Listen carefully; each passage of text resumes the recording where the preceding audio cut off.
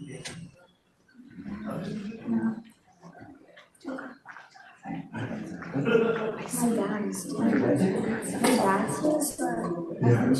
switch them over. Yeah, just because the camera will see the slide really better here in the middle, because with the seats over there, it's too hard. So look at the screen now, and you'll be all visible.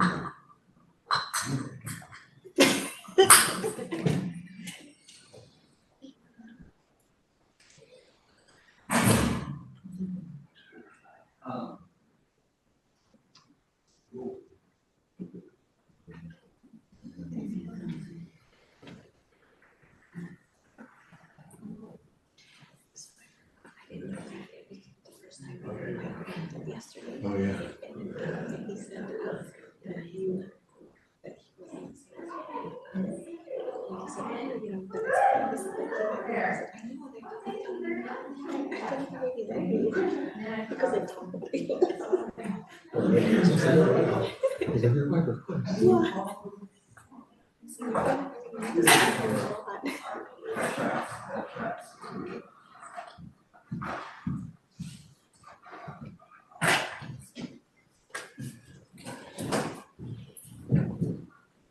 Did you have a pen for me? Yes.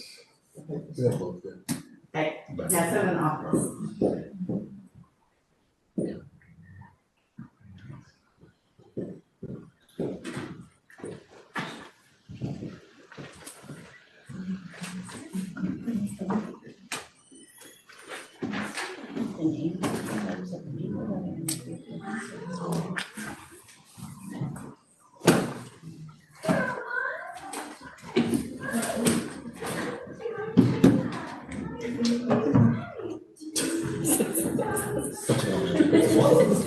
Very sweet. Very excited, yes. Warm, welcoming.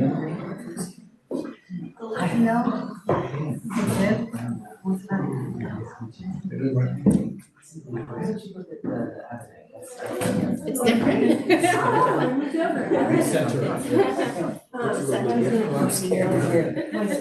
Oh, yeah, nice. That was from the. Yeah. Hello. Good to see you. Yes. You just like that. Oh, no, it's a good. Nice business. Met your old friend. Nice school today. Nice. Something using an HR. Yeah. Yes. Just like us guys. Feels very different over here. Am I in your spot? Oh, I'm in your spot. Yeah. I wonder if it felt different. That's the tough guy. The guy. There you go. Yes. Yes. We walked around John Merritt. Oh, excellent. All right, can I go?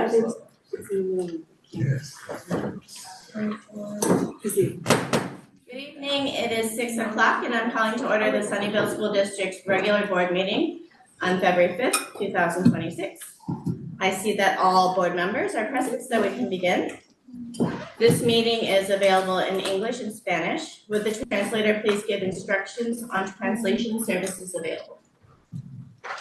Everybody, this meeting is happening both English and in Spanish. The Zoom interpretation feature will be used in this meeting. For English and Spanish support, all participants on this call must select their language of preference by clicking the language when the host turns on the interpretation feature. This is found in the world icon located on your feature panel. Interpretation for this meeting will be conducted simultaneously. Thank you for your attention and collaboration. Buenas tardes, se utilizará la función de interpretación de Zoom para soporte en inglés y español. Todos los participantes de esta llamada deben seleccionar su idioma de preferencia haciendo clic en el idioma correspondiente cuando el anfitrión active la función de interpretación. Dicha función se encuentra en el panel de herramientas en el icono del globo terráqueo. El modo de interpretación para esta reunión será el simultáneo. Gracias por su atención y colaboración. Please note that a recording is being made at the direction of the board and the recording may capture sounds of those attending the meeting. We're moving on to item 3, approval of agenda. If there's any member of the public who would like to speak on this item, which is solely about the agenda. Please please hand in a blue card or use the raise hand feature online. Okay, not seeing any comments. Is there a motion to approve the agenda? I move to approve the agenda as it is. Okay, and do I have a second? I'll second. Are there any questions or comments? All those in favor, vote aye. Aye. Any opposed? Okay, upon motion by trustee Hubbard Flumrich, seconded by trustee Watson, with no opposition or abstentions, the motion passes 5-0. Moving on to number 4, public comment for closed session. If there are any comments pertaining to closed session items, please submit a blue card or use the raise hand feature online. Are there any public comments for this item? Seeing now, we will be entering, seeing no comments, we will be entering into closed session. The time is now 6:03 p.m. and we will now recess into closed session. We expect to return shortly after 6:30 p.m. Thank you.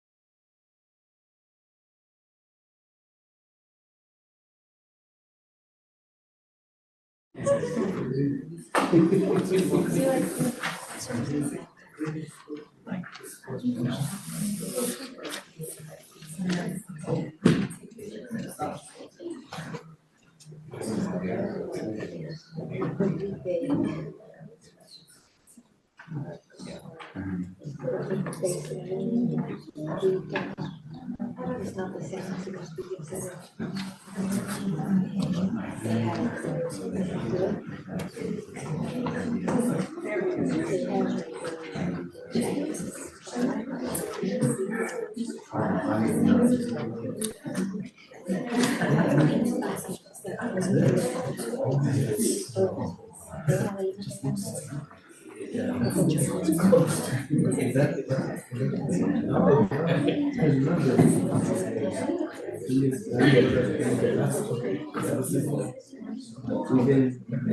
That's okay.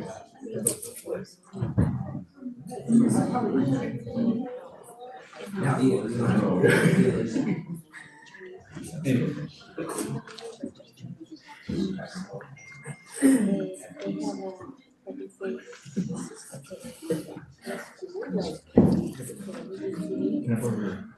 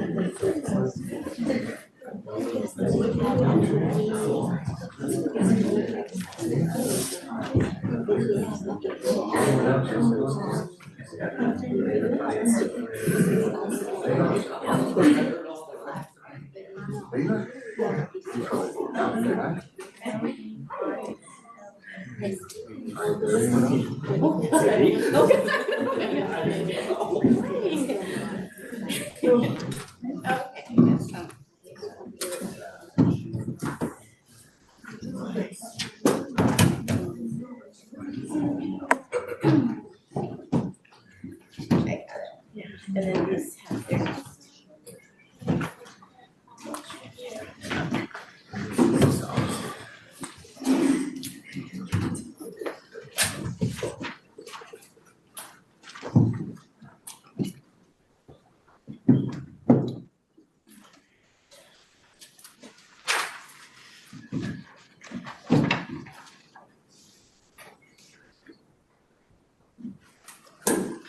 Good evening. The time is now 6:36 p.m. and I'm calling back to order the Sunnyvale School District's regular board meeting. We have this announcement from closed session. During its recently concluded closed session, the board voted to approve the appointment of Gloria Marchand as the interim director of student achievement. The vote was unanimous. We are moving on now to agenda item 7, the flag salute. Tonight's flag salute will be led by Cumberland.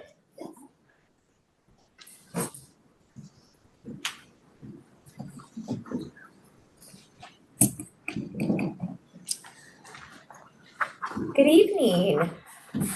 Good evening, Board President Brewster and our board members and Superintendent Dr. Crosswaite, our cabinet members, and our Sunnyvale School District community.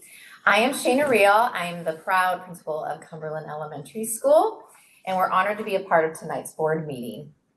Joining me today are two of my students. We have Rohan Shriram, who is our student council president at Cumberland, and we have Kira Lawrence, who is our student council vice president that will be joining us today. Rohan will be leading us through our flag salute. Please stand up if you are able to. Place your right hand over your heart. Ready? Begin. I pledge allegiance to the flag of the United States of America and to the republic for which it stands, one nation, under God, indivisible, with liberty and justice for all. Thank you.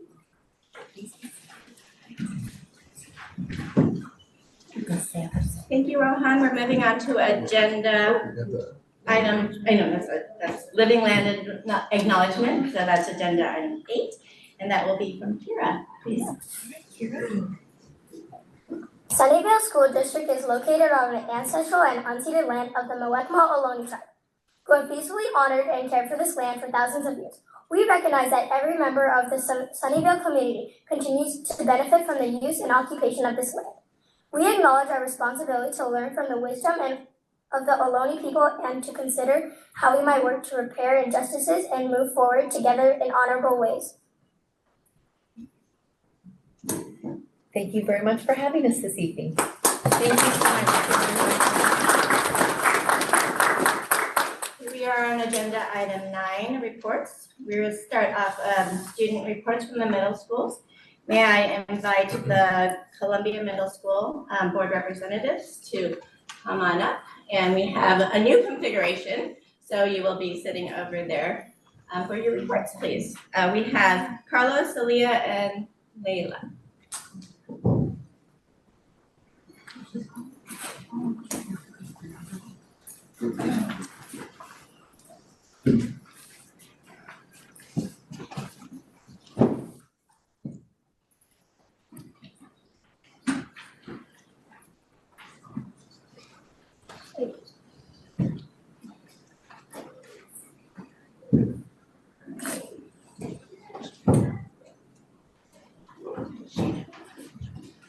Good evening, board members and Sunnyvale community. My name is Aaliyah Frawa. I am the 8th grade athletic representative here at Columbia Middle School.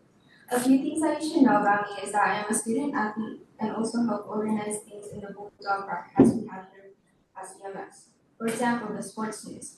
The CMS Bulldog broadcast helps students with reminding them about upcoming events, whether that is if there is a home game at CMS or a Valentine's dance. It also recognizes students. We call them the Bulldog of the Month. I am also part of the AVID elective here at CMS.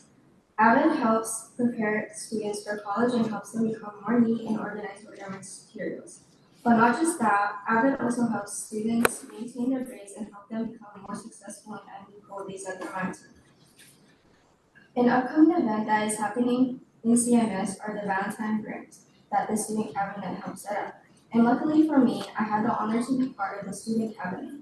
Our Valentine grant includes this stuff like stuffed animal keychains, snacks, and stickers. Also, speaking of Valentine's, our leadership team has set up a Valentine's dance on Friday the 13th. This dance includes many different activities such as photo booths, fun cultural dances, and games such as tug-of-war. As for the sports news, our last season, which was girls volleyball and wrestling. For wrestling, our team did amazing with Columbia being in 2nd place. Our girls volleyball team also did pretty good with ending off the season. As for the current seasons, we have boys volleyball and girls soccer. 6th grade boys volleyball did amazing with going off to the playoffs. On the other hand, 7th and 8th are doing the best. Both are in 10th place. In addition, the girls soccer team has faced some tough competition this season, but they continue to work hard and improve. Again, thank you for your time and letting me have this opportunity.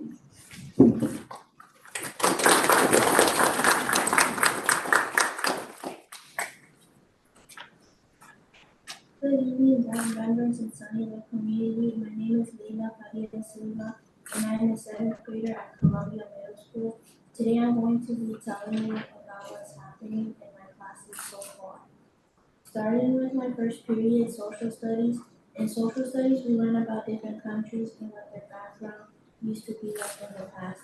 What we are learning about now in social studies is about Japan and how it was like for the Japanese citizens before, such as the different classes and what the role was / what activities they did. Moving on to my second period, science. In science, we learn about matter, energy, chemical bonds, and physical changes.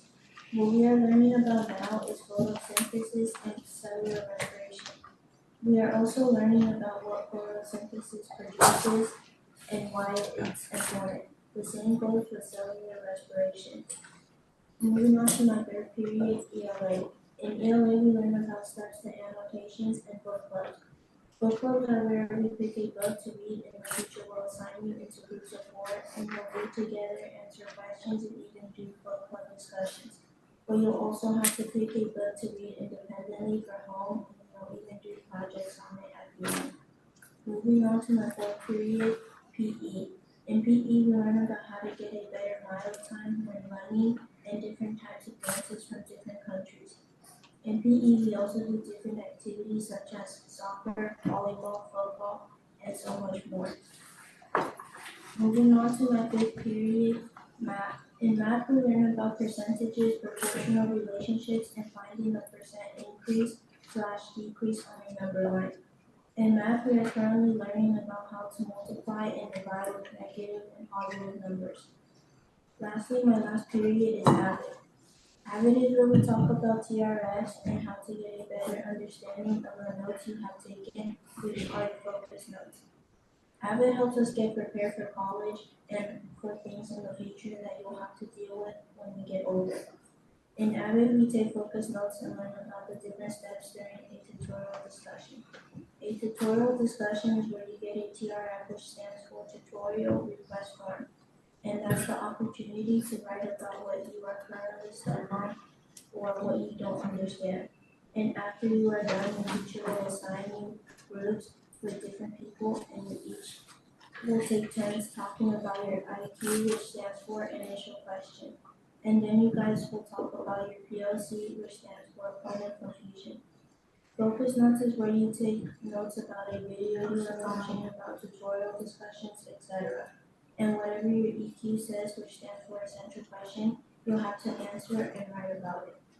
In AVID, we also do quick writes, which is where you get a bond to write about, and you have to write for 3 minutes non-stop. Thank you for allowing me to talk to you about my classes so far. Have a good rest of the day.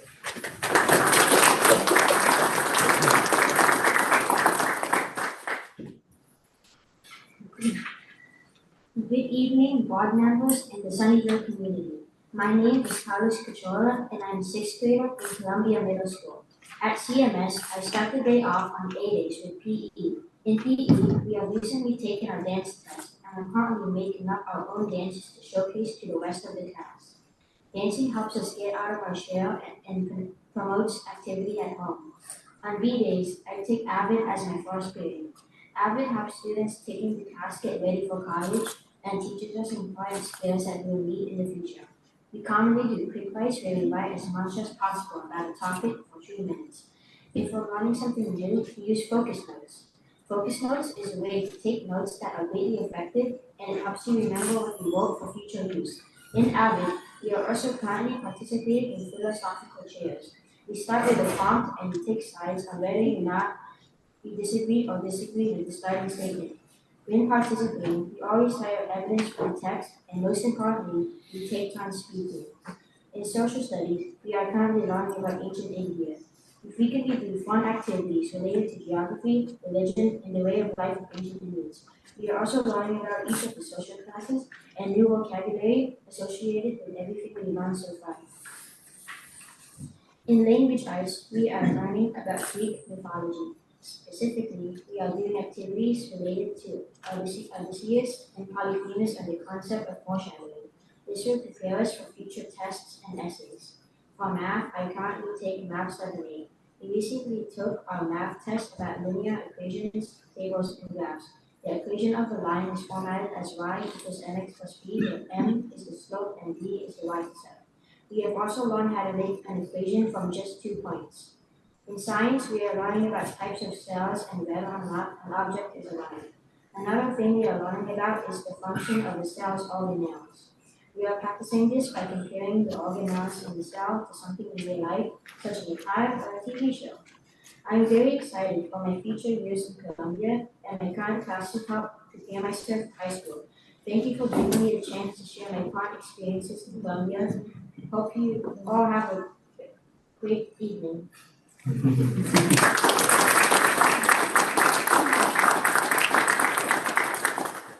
Thank you to Aaliyah, Layla, and Carlos for the student reports from Columbia Middle School. Now I'd like to welcome our Sunnyvale Middle School students to come up and give you reports as well.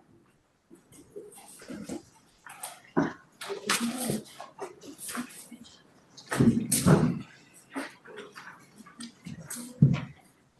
evening, Board President Brewster, trustees, superintendent.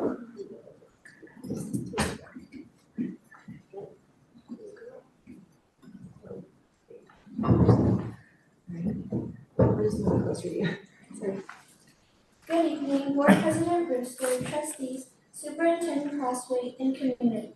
We're grateful to represent Sunnyvale Middle School and share about recent events over the past month. Our club fair took place last Friday and was a great opportunity for students to learn about different clubs and get more involved in activities at our school. Many of our students stopped by and showed great interest. Students from our drama elective are performing High School Musical today and tomorrow night. We're excited to see students showcase their hard work and creativity throughout this production. Come and see us tomorrow night. For Season 3 sports, the 6th and 8th grade boys volleyball both made the playoffs this season, while 7th grade boys volleyball was just one game short. Our girls 7 and 8 soccer team also made the playoffs, and girls 6-7 soccer missed by only 1 point. We celebrate all the teams for their effort and commitment throughout this season. Lastly, our 8th graders are beginning to prepare for the transition to high school, and Gerson will be sharing his experience.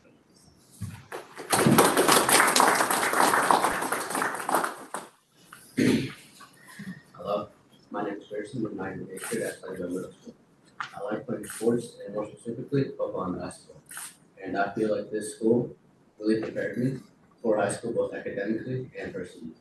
The teachers here helped me learn how to manage my time, stay organized, and take responsibility for my actions and work. For me personally, this year, it was Mr. Alice and Mr. Street that helped me do this. We were encouraged to ask questions when we had them, participate in class discussions, and challenge ourselves, which in turn grew my confidence to speak out and share my ideas. This support began before middle school. In 5th grade, my teacher, Ms. Butler, encouraged I take accelerated math classes because I was strong in the subject. And then once 8th grade arrived, I decided to take geometry as my elective because it would allow me to finish my PhD in math earlier and give me more time to focus on my major, which I'm sure will be psychology. Choosing this accelerated track pushed me academically and helped me develop a stronger work ethic. Academically, the school offered me options to help me discover my strengths and interests, along with core subjects like math, science and English, etc. We had electives such as art, music, and geometry.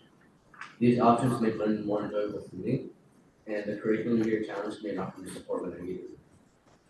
As an example, in my geometry class, I initially struggled to write proofs, and instead of getting the answer straight up, Ms. Tree guided me to the answer by asking guiding questions and helping me think through each step on my own. This approach helped me understand the material better, and experiences like this showed me that teachers truly care about student success. Because of this, I can confidently say that I feel prepared to excel in high school and my future endeavors.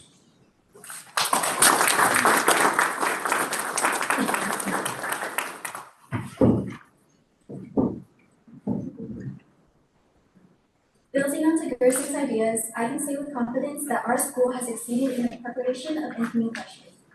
Recently, our 8th grade science classes have put together slideshows and exercises to allow students to grasp what we'll be implementing into our studies next year, including grade systems and recommended courses. Along with that, many students and families attended high school informational nights with a homestead meeting on January 26th and Fremont on February 3rd. These informational nights were a perfect opportunity for students to visit classes they were interested in and familiarize ourselves with the campus.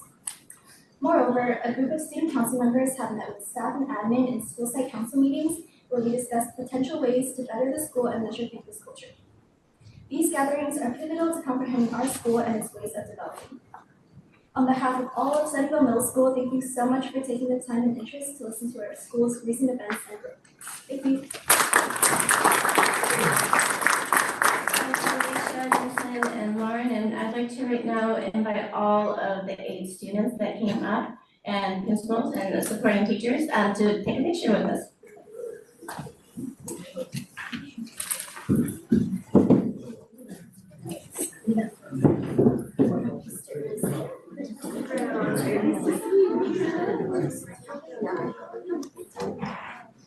All you can do is friend will stand behind you.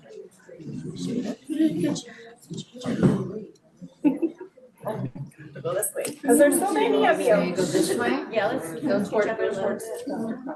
Thank you. Let's get a Or come little this way, tighter. come this way. Yeah, definitely gotta be tighter. As tight as you. A little bit more, just a few more steps, perfect. Now I got everybody. All right, and I can see everybody. Ready, 1, 2, 3. One more, 1, 2, 3. Nice, got it. Great job, students. Great job.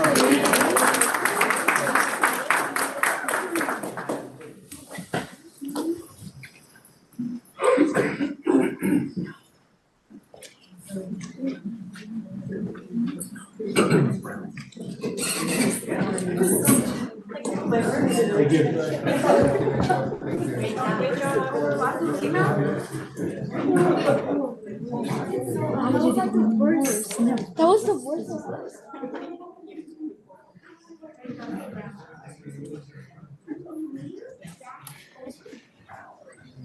Okay, we are still on agenda 9, reports, and we're moving on to 9B, the superintendent's report. Dr. Crossway, please share. Thank you. Good evening, everyone, and welcome to our regular scheduled board meeting. I want to welcome back Dr. Valentine, who was in Finland for a couple weeks. She's got a lot to share with us, and if we get a chance to ask her about, let's see, the reindeer. Aside from the AI and everything else that she was observing. But anyway, let's go on to the next slide, please. Tonight I have a mid-year update regarding LCAP, and I won't read all of the 8 state priorities, but the LCAP is identified or organized into 8 state priorities. Let's go to the next slide. And here are the other 4. And so at tonight's presentation, we're giving you an update on some of the student outcomes, and then what are we doing with this data so far and making adjustments. Let's go to the next slide, please. And so this is again the mid-year data and expenditure review. We get some updates in terms of the figures, the expenditures as well. So this is again outcome data and current year expenditures to ensure that all planned actions and services are trending toward their year-end targets, and it gives us an opportunity to also make adjustments. The LCAP must describe how districts will address the needs of all students, specifically identifying student subgroups such as students with disabilities, English learners, and foster youth. And again, in my presentation, I'm using a general term of students. Again, just as an overview, it's not going into the details. The LCAP is a lengthy document. And then the LCAP must also include specific action services and expenditures or budget details aimed at improving outcomes for students, again, with disabilities, English learners, foster youth, unhoused youth. Let's go to the next slide. And so our LCAP is intentionally designed to serve all of our students. And this is a mid-year review. We're not in the process of completely updating our LCAP, but we do want to do some things a little differently. So there you see the baseline data versus year 1 and 2. And where we're currently at. We don't necessarily have metrics for all of these at this time of the year, but whatever we do have, we present it as well. Let's go to the next slide. And so I'm going to ask Mr. Cuffey to assist me here with the expenditures. All right. Good evening. So what you have before you is the 4 LCAP goals broken out into each action. So what we wanted to show here is the original budget, which was what was adopted back in June, as opposed to our mid-year update. The mid-year update is a representation of our newest estimate for the final cost in these areas. And so the purpose of doing this at the mid-year is to show, here's what we said we were gonna spend in this category on this action. Mid-year, here's where we are. If there's any large shifts from what we thought we would do, significant in this area would be anything over 10%. So if there's anything significantly different, we would have to explain why. We'd also have to look at, is this the best use of our resources for our goals? So at this time, there's no large shifts, no significant shifts, but the work ensues to always really look at how we're investing our resources and the return on those investments. So some of the adjustments that we have made, let's go to the next slide. And again, this is just an overview, it's not going into the details, but we are going through a pilot for our ELA materials. We're revisiting the support for our English learners, and we conducted a study at our middle schools to better help us understand the services and the programs we're offering our English learners, but also other students as well. Family engagement on priority three is also revisiting how we can increase our impact and support and collaboration with our families. And student achievement, this is again, we're looking at tutoring, revamping our summer school programs, and looking at ways where we can bring students to school 6 days a week, and also exploring opportunities for students to engage in school during intersection, which means like, let's say the November break, we call it your ski week. I don't know. But during the February break, December break, and so that we can maximize the opportunities for students to be here in school. And then for priority 5 is again looking at our attendance, how do we continue engaging students, supporting students, and better understanding the challenges that they may have as well. Again, I mentioned course access already with the study, and I'll share a little bit more about that in a moment. And then other student outcomes, revisiting our district-wide arts programs. And I just recently had a conversation with the county office about exploring an opportunity to develop a strategic plan for the arts. And then yesterday I also had a brief meeting with some of our parents of students with disabilities, and talking about the possibility of a parent center, but also of developing a committee specializing specifically for families who have children with disabilities as another opportunity for us to collaborate and engage and work with each other to better support all of our families and students, of course. Let's go to the next slide. One of the things that we'll be doing differently starting this year is putting together a committee. We are required to do a presentation at the DLEC, but aside from the DLEC presentation, we have some tentative dates, and we're working with CSEA, SEA. We want to include our parents of English learners, parents of students with disabilities, and also staff throughout the district, again, classified, certificated, as well as our management staff. And then one of the things that we also want to start doing is, we know our students have a lot to offer. They have a lot of great ideas, and you saw them earlier today. But we also want to include 7th and 8th grade students in this LCAP committee. So we're using this as a base so that next year we have a more robust process where a committee that's comprised of community members, parents, students, and our employees are engaged in these conversations throughout the year. And that means that they're looking at these data, they're looking at the expenditures, and then they're coming up with ideas of what else can we do to get input from our community, whether it be students, families, or our staff. So that's something that we're working on as well. And I'll pause there for any questions because I have a few presentations here. All right, so I'm going to continue then. One of the other things that is on the agenda for your consideration tonight is Sunnyvale School District priorities for the next 2.5 years, basically. This is a roadmap for student success, and it's inclusive and under the umbrella of our strategic plan. But again, here are the areas of focus. It's on students, belonging and well-being, and I'm not going to read the whole things to you, right? But it's also being having clear metrics of what our expectations are, so that it's clear from every school site all the way to the district office, and transparent to our staff as well as with our families and the community. So the next slide. So it's broken down into 5 priority areas. The first one is focusing in on literacy and math.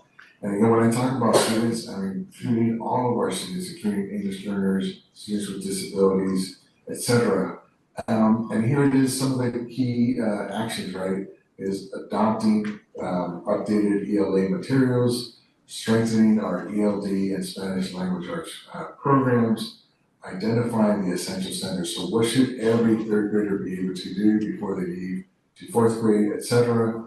And then developing formative assessments and ultimately building the capacity across the organization in terms of what this looks like. And then going to priority 2, belonging and engagement. And again, making sure that students have the supports for their attendance, for their well-being, expanding opportunities to collaborate with their families, and understanding that we need to address the language access as well, expanding community partnerships with other partners who are committed to the work that we're doing, share our values, because we recognize that we cannot do this work alone. And again, making sure that we provide additional opportunities for our families. We know that the after school is a huge need here in the community as well. So the next slide, multilingual learners. Again, we need to focus and accelerate the growth, not just going with regular progress. And that includes professional development, making sure that teachers have the materials that they need to be successful. Let's go to the next slide, priority 4. Belonging and engagement. So again, clear expectations for instruction. I'm going to have a brief presentation on MTSS for you tonight, talking a little bit about what we're going to be doing in the classroom, what the goals are, and leadership development for certificated and classified employees so we can have a strong bench and build capacity so that all students have an excellent education. And then improving our communication channels. And we just announced last month that now all of our schools have social media, but we want to continue not just pushing out information and content, but also being able to do a better job of listening to our students, families, and our staff. And let's go to the next slide. And then we cannot do any of this unless we're fiscally solvent. So making sure, and I've shared multiple times that we are in a budget deficit, and we're working really hard and being really creative in terms of addressing that gap. And so we need to make sure that our funding is prioritized in terms of our staff, our classroom. And right now, one of the things that we're exploring is an early retirement incentive, which could bring us an additional cost savings about $2.5 million or more. And we should have that information at the next board meeting as well. Any questions here on the priorities? This is basically my evaluation, and that will be the evaluation of all of our site leadership as well, so that we have alignment across the organization. It's a little different from maybe what's been done in the past. Okay, so I am now going on to the Orenda equity analysis, and we do not have, I want to make sure that people are clear, we do not have the full report. We're anticipating that the report will be available at the end of February, early March.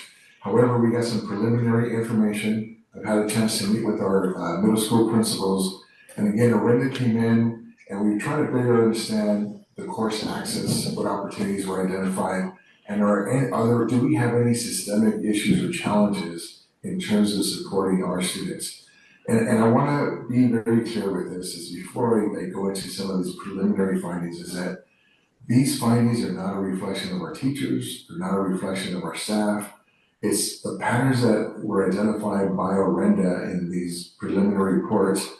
They really reflect long-standing inherited systems. These are legacy systems that our staff have inherited, and it addresses placement practices, structures, and really barriers that prevent some of our students from thriving and being more successful.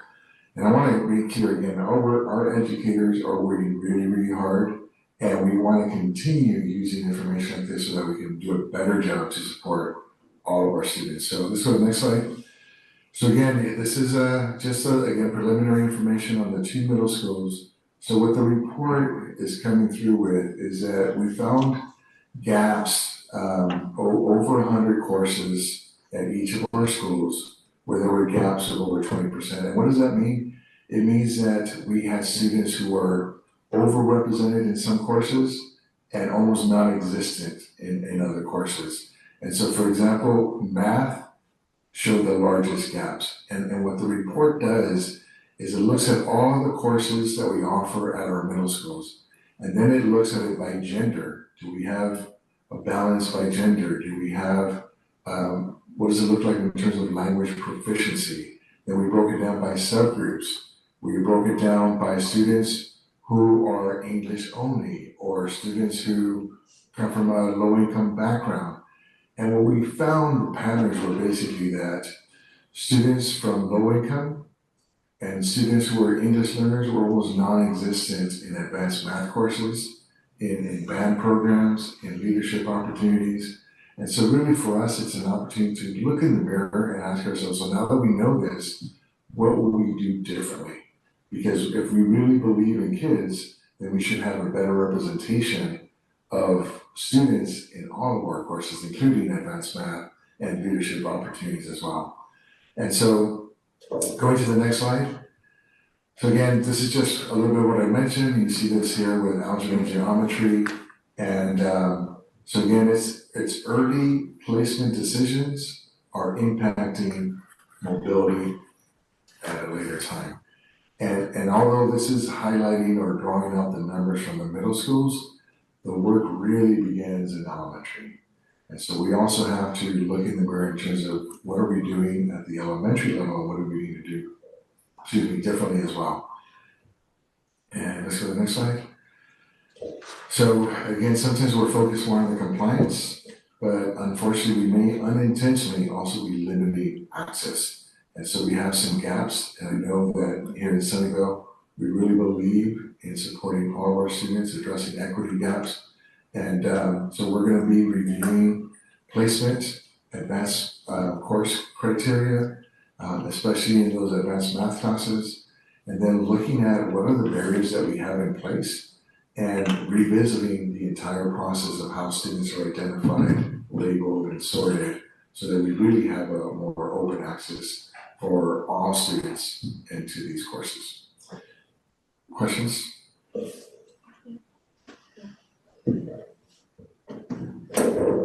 So I think when sometimes you talk, you were talking about increasing representation, you're not talking about taking spots away, you're talking about opening up new sections of math classes, is that correct? Yes, thank you for clarifying. Thank you for that question.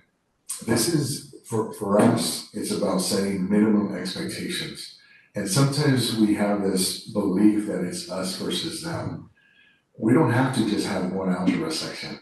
We can have multiple algebra sections. And so we want to develop a master schedule that's student driven based on our expectations. And the other thing I want to make clear is that we can set our expectations in terms of all students will be A through G ready before they leave Sunnyvale Middle School. Mm-hmm. We can set it up where students are able to take algebra while they're here, but why not geometry or other more accelerated courses as well? So yeah, it's opening up the access for more students. So it's pretty sobering to look at some of this preliminary data and to also understand that these are it's the legacy system that we're inheriting right now. But I'm wondering in what ways we can support the people in these systems, because in making those changes that are necessary, like I feel like that's a very challenging thing. It's very uncomfortable to look and see that you're part of a system that is not serving students well. Yeah, so I want to commend you for your leadership and your courageous leadership, really, because it's not easy to do something like this, right? And I also want to commend Mr. Poe and Vince, principals at our middle schools, because they want to do right by kids. Getting this information is not easy, but they really are charged and fired up about turning this around and telling a different story, where Sunnyvale is going to truly support all of our students. And so to your question is, there's going to be a lot of professional development, but also revisiting our structures and asking ourselves, are we about compliance or are we really about supporting kids? And so one of the first things that they asked was they want to revisit the ELD framework because some things have changed, and if we maintain the systems that we inherited, it was really restrictive in terms of the course access available for English learners. And schools today have a lot more flexibility in how we support our English learners. But the important thing is this, is we have English learners who were born here, and they're still labeled as English learners, and we have them in courses that they don't always have access to the core curriculum. So it's not standards based, it might be 2 grade levels below, and so it's an opportunity for us to really ensure that they have access to the standards for their grade levels. Sorry, and that is gonna happen, like changing the curriculum or having a new pilot for middle school, or is part of this year pilot? Yeah, so the middle schools have the materials at the middle schools, so they have the materials. The pilot right now that we're going through is at the elementary level, but this is really revisiting the courses that are made available for students. So the question is, if your child attended one of our middle schools, what would be their expectations of that, right? And what if your child was coming to school and had an IEP? What if they had a 504? What would you want for them? If your child was an English learner, what would you want for them? And so those are the questions that we're tackling right now. And again, we're going to set minimum expectations of what do we want and believe that students can accomplish. And so it's an opportunity for us to address, again, what should all 7th graders know before they go to 8th grade, et cetera, before they go to high school. And you say that we already have that curriculum, it's just not being applied? It hasn't been made available and accessible to all students.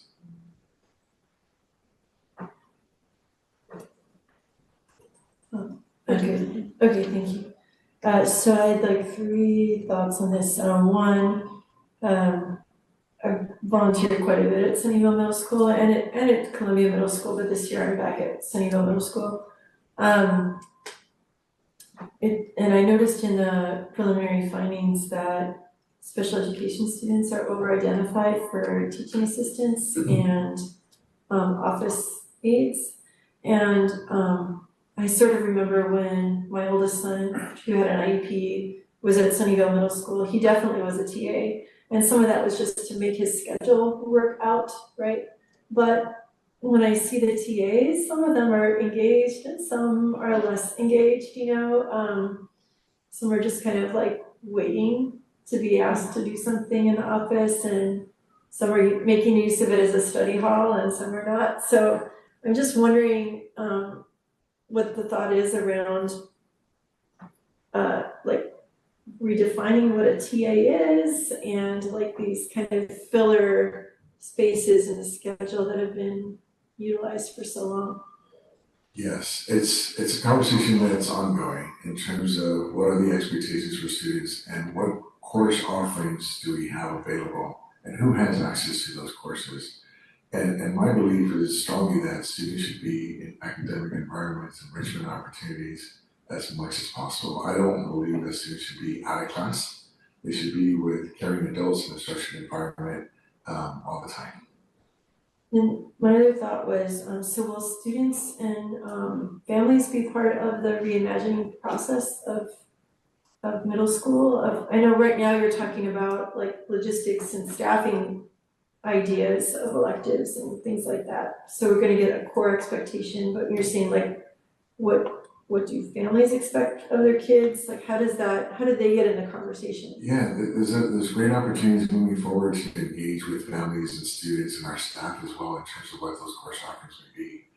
For example, we're here in the heart of the Silicon Valley. Do we have additional opportunities to provide innovative courses, engineering, robotics, things that will inspire and also connect us with the local industry as well? Okay, and then last one I had written down was for like the Juntos program and like the re-envisioning that's happening with the community between the elementary and the middle school, and then also the interest in like the braiding of internal money, Ed Foundation money, PTA money, and Prop 25 money for music and the arts. Like, would that also be part of the reimagining of middle school here, or? Yes, and we want to, we're we want to put together a committee, and we also want to invite parents who would be interested in supporting and engaging in these conversations. Because we want to minimize duplication of efforts and maximize the resources that we have available. And again, but we want to have alignment as well, and so that our strategic plan is aligned with the goals and the expectations for the arts, for example.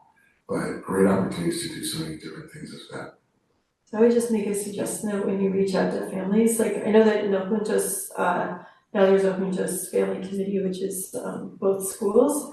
But when you're thinking about the middle school interest, I think that people in elementary school whose kids will be going to our middle schools are also very interested. So I would encourage us to please also invite them and not just invite the middle school parents, because we've received that comment before.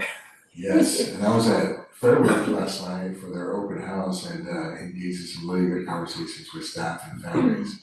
The artwork that our TK and kinder students put together and displayed was amazing. And so I got really excited. So I'm like, oh, you gotta join this committee. Mm-hmm. Yeah. Thanks.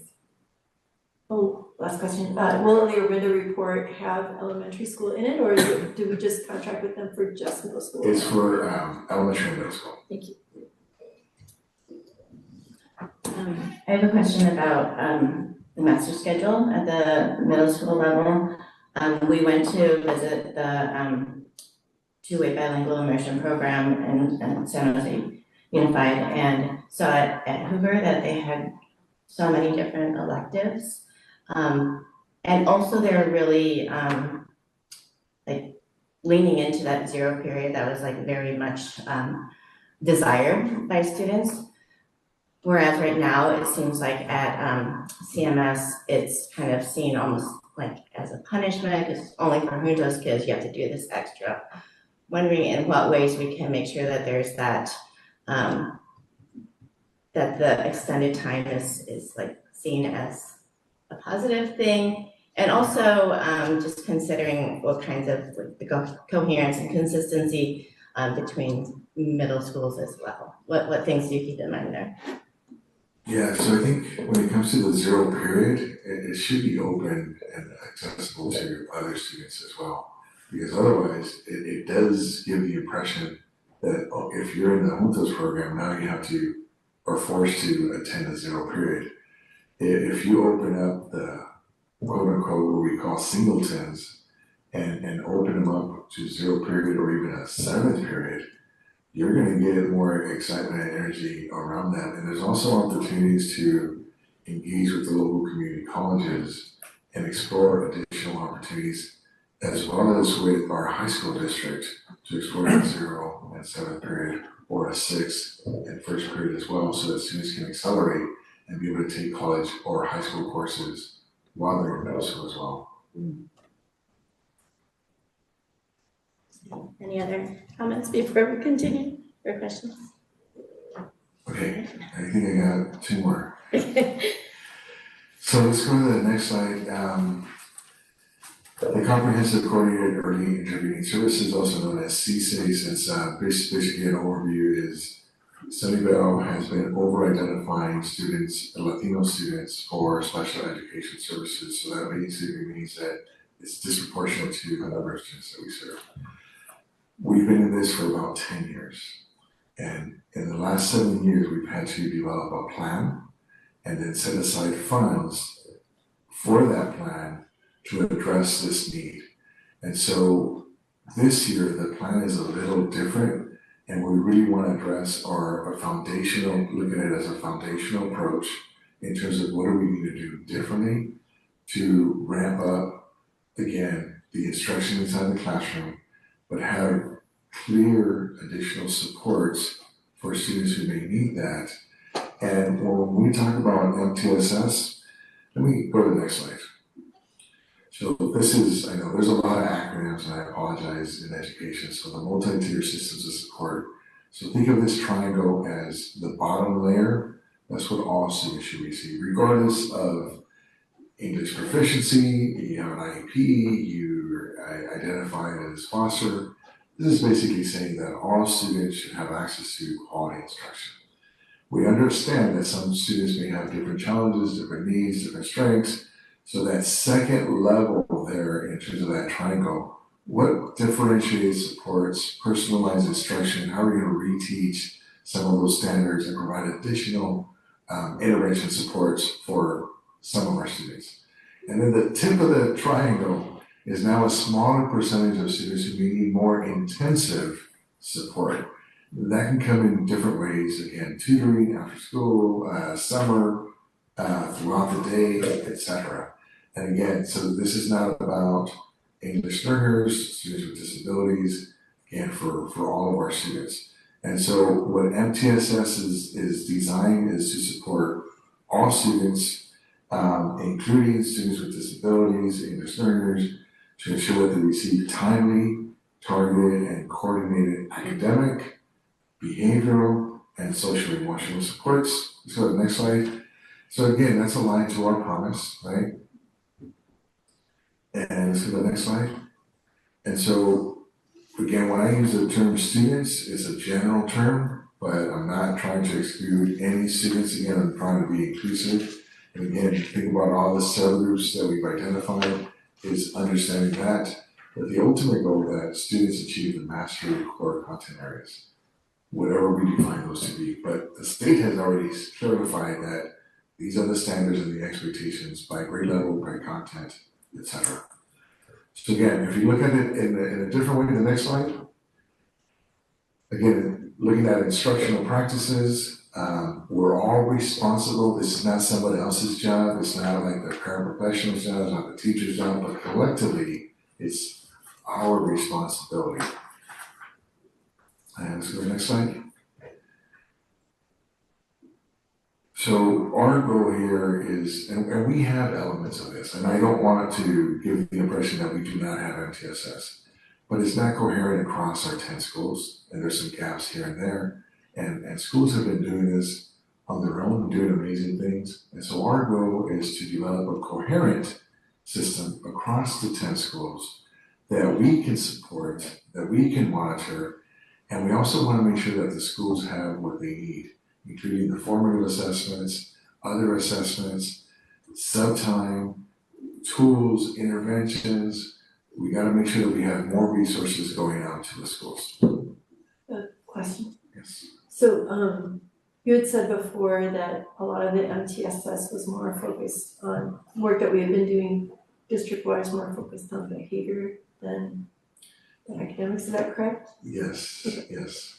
So this would bring in the academic piece, and when you say like not just assessments, but also progress monitoring, we should be seeing that. Correct, yeah, we shouldn't be relying on 3 assessments a year, which is what we currently have with NWEA, or the material assessments, which are dated here, right, at the elementary especially, or end of the year test data from the state. We should have regular assessments throughout the year, about every 5 to 6 weeks, that help inform our practices and identify students who have additional needs. Again, when we think about every kid by name, strength, and need, right? It's regular data coming our way, using the teachers and their expertise as well. And then separately, what will be those tier 2 supports? What will be the tier 3 supports? Do we have tutoring? Do we have the clear expectations in terms of like small group instruction? Do we have the data review cycles, the universal screening? So there's a number of different things that we need to put in place that the schools have not had, and it's not their fault, but we want to make sure that we develop those in collaboration with our staff as well. And so let's go to the next slide. Again, just a general brief overview, because this can go on and on in terms of the presentation. But again, it's a proactive, preventative for all students, and it's again focusing in on strong, what we call tier 1 instruction, and it's data informed as well. Next slide. So it's not a special ed referral process. It shouldn't be a checklist where we like, hey, we did this. It's not to fix kids, and it's not fragmented. It's comprehensive, and it's focused on the instruction, and it's also documented, right, but it's not just a compliance item as well. So let's go to the next slide. Again, I'm not gonna read through the whole thing, but just to give everybody an overview again, the screening, the preventative system, the monitoring, and again, data-based decision-making. And there's so much data that's out there, but how do we capture and support it in a way that's truly focused on students? And then to your previous question let's go to the next slide. And it's not behavior, right? It's not that we're ignoring behavior, but it can't just be based on behavior. And let's go to the next slide. And so here's a concern about if we use it solely and strictly on behavior.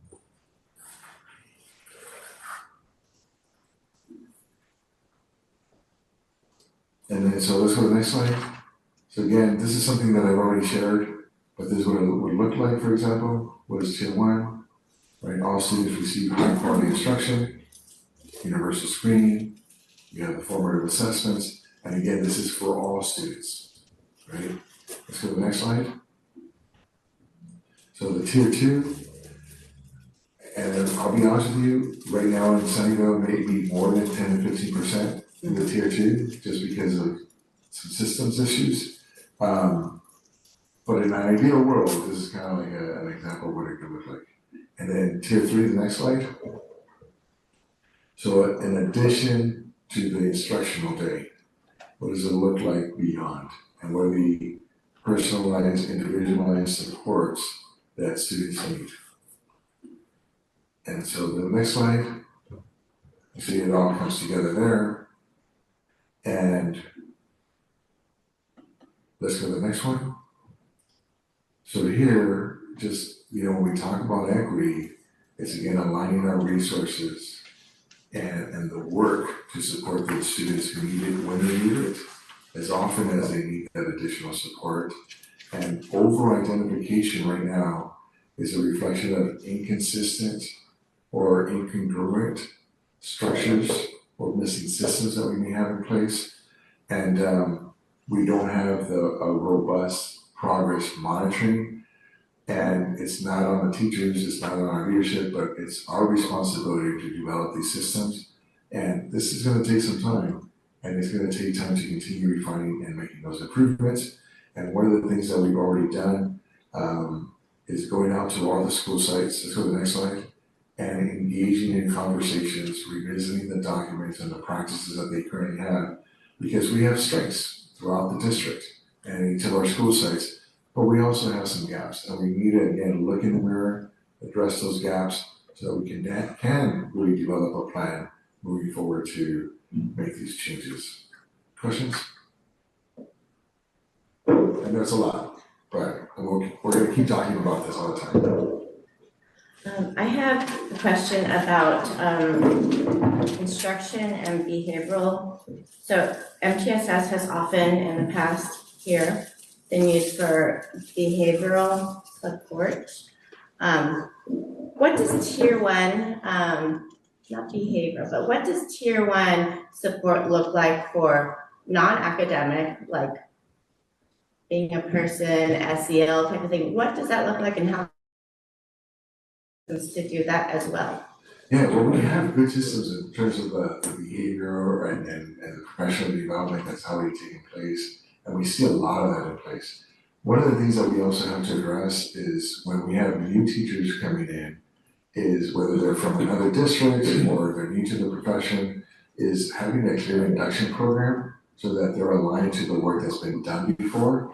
But teachers have done amazing things here in terms of addressing different needs. And this week I was in some classrooms and teachers are able to address those behaviors immediately in a way that's dignified, but also sets clear expectations and standards for our students in terms of what those expectations are. And they do it in a way that's, focused on the kids and is caring as well. Any other comments, discussion, questions? Okay, thank you. Thank you. Okay, Okay, we are on agenda item 9 still, moving on to board member reports. I'll start with trustee West, please. Okay, great. So, I'm gonna hit send. I actually just sent my activities in. I've been super busy. It's been like a really crazy busy couple weeks. A lot of anxiety and a lot of discussions about preparing for Super Bowl weekend, not in the football way, just worried about our families and ice presents, the threat of that in general for families. It's a tremendous amount of stress for everyone, especially people who are just going through all the emotions and stressors. So we've gone attended a couple IPEN meetings about that, had discussions with other school board trustees. I did want to talk about a couple of things as well that were from today. A number of us went to the Cupertino Union School District's State of the District today, and I toured 2 different schools than my colleagues. So one thing I saw at this school called Eaton Elementary that I thought was super interesting was the principal said that they normally would have 4 officers for student leadership, like a student council sort of thing. But this year they did something different and they decided to open it up. They had 20 or 30 applicants for student council that were like considering running, and they put all those kids through a leadership program. And then after that, then they took those kids and they opened it up to everybody after those kids went through the training. And they said, we're all leaders, would anyone else like to become a leader? And they ended up with 8 or 9 teams of 10 or 12 kids. And the kids designed their own teams in areas of interest, so that the docents for our day were from the student ambassadors, the school ambassadors who would like be in charge of not only guiding people around, but like messaging about the campus. They had a sustainability group and just a playground group and activities group and the arts group. So they had all these different kids with like different interests and like taking leadership and ownership for school. So I think they only had like 400 something kids in the school. So it was just like this really high percentage of kids who really felt like leaders and really were taking leadership and getting that training. So I thought that was really like a distributed leadership thing with the students. I thought that was pretty cool.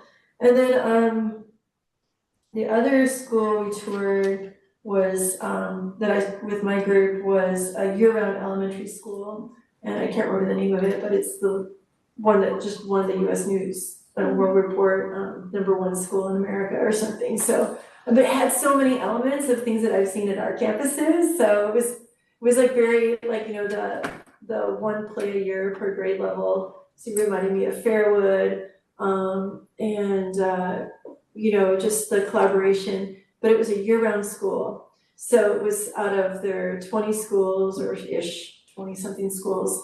It was one school. They had their own schedule, their own vacation schedule and work schedule and separate everything. Like, oh, wow. So it was pretty intense, but they were talking about the benefits of year-round school. And then also everyone in that school did what Fairwood did when they started, which was multi-grade classrooms. So every classroom was, you looped with your teacher for 2 years in pods. And so it was sort of interesting because between that and between De Vargas Elementary School, which I saw last year, which is a Title I school, like over 45% socioeconomically disadvantaged students. At De Vargas, this school did not have that demographic, but you could kind of see what Fairwood could evolve into over time with like support and time in terms of the other school was like very project-based learning and STEAM and engineering. And this school was just lots and lots of collaboration and the arts, and so it was very interesting, creative space. So that was today, but then a couple other things I wanted to mention. I'm on the committee to put together lunch brunch for the Santa Clara County School Boards Association. I'm super busy with that, but it's March 14th. I think Jesus sent out the invitations to everybody. If you haven't signed up, it's gonna be awesome because we have all of the legislators there except for Josh Becker and Patrick Aarons, who have not confirmed or denied that they will be there. But it's really a great opportunity to have them think about the education space and to hear their conversation with John Fensterwald. And if you have any burning questions for them or think topics that you think we absolutely must cover for them, please send to me or John Horner.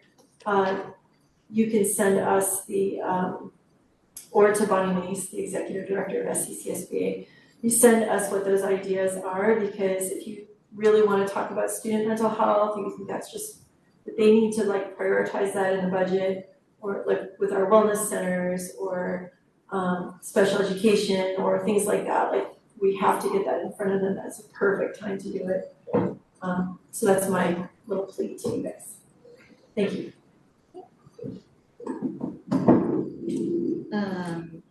The main thing that I wanted to share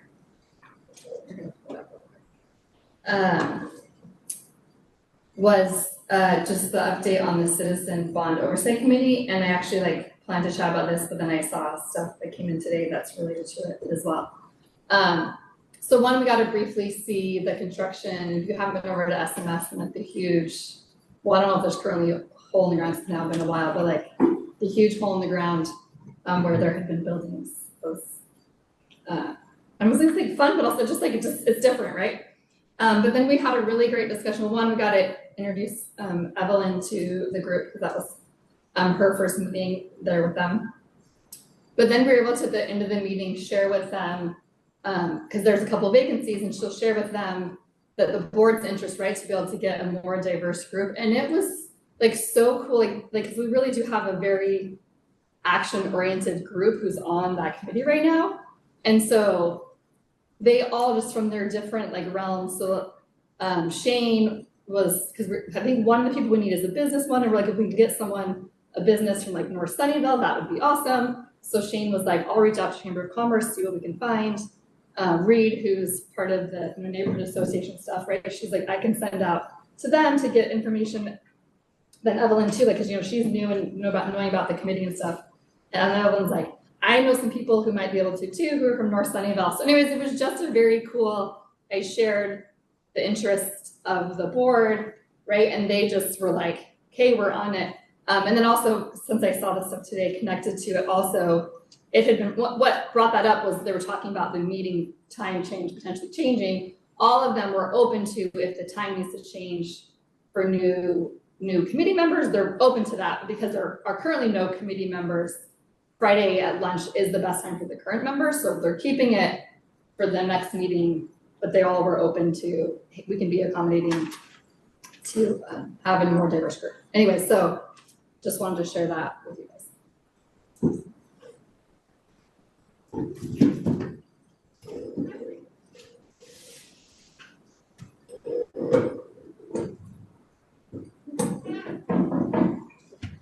So ditto what Michelle said about the COC, it was really fun. It was my first time. I got to meet new people, and I didn't know that Myron was Dr. Picard's son. So that was pretty cool. And I got to see the site and the big hole, which I'm excited to go see what how it looks now. And I was excited that I might know a potential new member, and I reached out to that person, and they're interested, so we'll be keeping in touch about that. Next, I sent in my activities, but in my daughter's book club that I coach, I was finally able to catch up to the reading.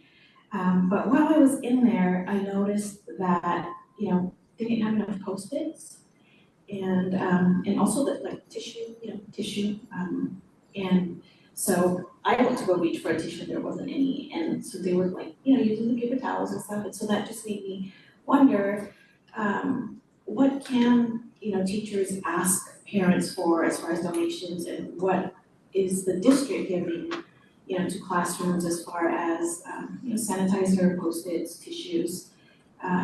It's, cold season, runny noses and stuff. And when there's no tissue around, it's kind of hard, and the paper towels are pretty stiff. And Post-its are like gold for teachers, right? Especially when you hear the teachers say, "Oh, make sure those I bought those with my own money, and we need to share." So I just felt like, oh my gosh, I'm gonna go buy Post-its to have and give it. But can we give things? So I just wondered about that. And then after book club, it was Project Cornerstone time, and it was my turn to read the next book, and we did. And I love Project Cornerstone, and I love the lessons that we do in class about the books. And I'm just wondering about after elementary school, does it go into middle school? Because kids, they need ongoing social, emotional support, right? And sometimes I feel like they get lost when they're in middle school. Hormones change, things change, just everything changes. And they learn about it in elementary school, but sometimes when they go to middle school, they find different friends, or they grow, and they just, wonder. And, I just remember my kids saying, "Oh yeah, that person, yeah, she was really nice, but no, now she's mean."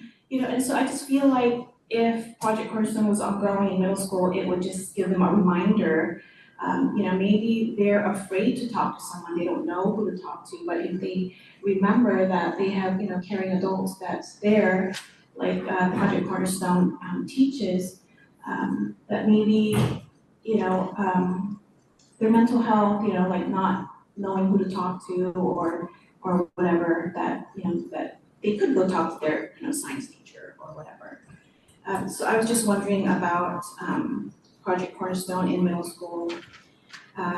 Last year I went to the Project Cornerstone Champion Asset Breakfast, and that was really good because you get to see and you hear, students from different grades talking about how Project Cornerstone had made them, have confidence and self-esteem, and I just thought that was great. I'm gonna miss it this year because we have our special board meeting, I think, that day. So, yeah. But anyway, so just my thoughts about Project Cornerstone about that. My daughter's busy with Girl Scouts. It's cookie season, so we have 2 booths coming up. Trying to sell some for football, Super Bowl. But she's doing good in that. And then I also attended the, with Peggy, the SCC SBA event, Building Strong Governance Teams in Challenging Times. And Dr. Tossin was there with 3 former superintendents, and they were there sharing their experiences. And one thing that I liked, that I remembered, one of them said was that they have goals all in one place, like in the boardroom. On the wall somewhere, they have like district goals and board goals, and I thought that would be nice to have, so we could have something to, look at, reflect, remind, and just remember what we're here, what our goals are for. And then the other thing was kind of funny, but one of them, I think his name was Manny, he said no more than 3-hour board meetings. And I thought, oh yeah, that would be good. I know we have a lot to talk about. All the time it gets late, but I with their experience of 20 plus years or whatever, I thought, oh, hey, that's good advice if we can do that. And then one of them also said something about having like a listening committee, and where they just go out to different groups and they just listen, and how there's groups of people who have different interests, and just going there and just listening to them. Is that something like office hours that we have, or I was wondering about that. And I attended the APISMA Zoom meeting and they were talking about ethnic studies. And I liked how I heard one of the students earlier talk about in social studies that they were, learning about Japan. And so, I was, okay, good. They're learning that. Do they do that in elementary school as well? I mean, I know, is it Black History Month this month, right? And so, I think I remember my daughter saying that, they learn about, like they've had, like pictures of, Martin Luther King and, just, different things. So, at the meeting that they had, they were talking about they have online textbooks, that's available to anyone. And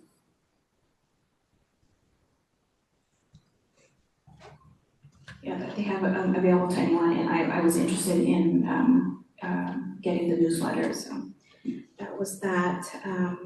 And then I have a few other things, but that's about it. I went to the is it the county superintendent meeting, and how he talked about strategic goals, cradle to career, community partnerships, and the whole child, just supporting, strengthening the whole child, wherein every school has access to the physical, emotional, social, and academic supports they need and deserve in order to be successful in and outside of school. And I feel like our goals is aligned to that, and I thought, that's really great. And then he talked about the swearing in of our new assessor, and then the lunch brunch, and the Hoffman Awards, and then talking about the election timeline for the delegate assembly. And then last night that we went to the board dinner? CTA. Yeah, so that was fun. Peggy and Bridget was there, and that was great. That was at in Milpitas. It was really traffic getting there because of all the helicopters, I guess, for the Super Bowl and the Levi Stadium and everything. Right, yeah, but there was like 5 helicopters. So people were late, but we got our dinners and we were able to meet people from different districts, and that was nice to meet. I got to meet Vicky and Rachel from the C. So that was great. Thank you. Sorry it was so long. That's great. Well, it has been a very busy few weeks, and we started working very hard with the CLSBA, and we've been very busy with the Legislation Action Committee, meeting with a lot of different legislators, and working hard in our 4 priorities for the county and our children. We did a great meeting with the facilities team, and we started talking about, we work more with the next update for Sunnyvale Middle School, and touch a little bit into churches, but that's gonna be in the next meeting. Did the site visit at Fairwood and Lakewood. But today was the Cupertino State of the City. It was a very interesting day. I got the opportunity to visit a bilingual school with Mandarin immersion and another of their grade schools. And the kids were the ambassadors. Was very interesting to go to their classrooms, see a lot of things that we are regularly using, but another kind set of new things that we're not. And I think Briette got the opportunity. She was telling me about a great reminder for when we used to have PBL, project-based learning in schools. One of the best schools with a lot of awards in California from Cupertino is one of their PBL schools, and it reminded me of long time ago with Fairwood, so that would be lovely to have again. One thing that impressed me a lot was the meals. The food was the same food that the kids eat, and they had, other than this very healthy salad with chicken that you could put your own things on it, they have this paneer puri that it was very good, and I saw the quality of the food for that we all adults ate that was the same that the kids were having that day was amazing. And something to, keep looking forward to improve our food services. Still that really- recipe. That mango curry was good. Yes, was very, very good. And I don't think that's what you normally see on the kids menu, all made from scratch.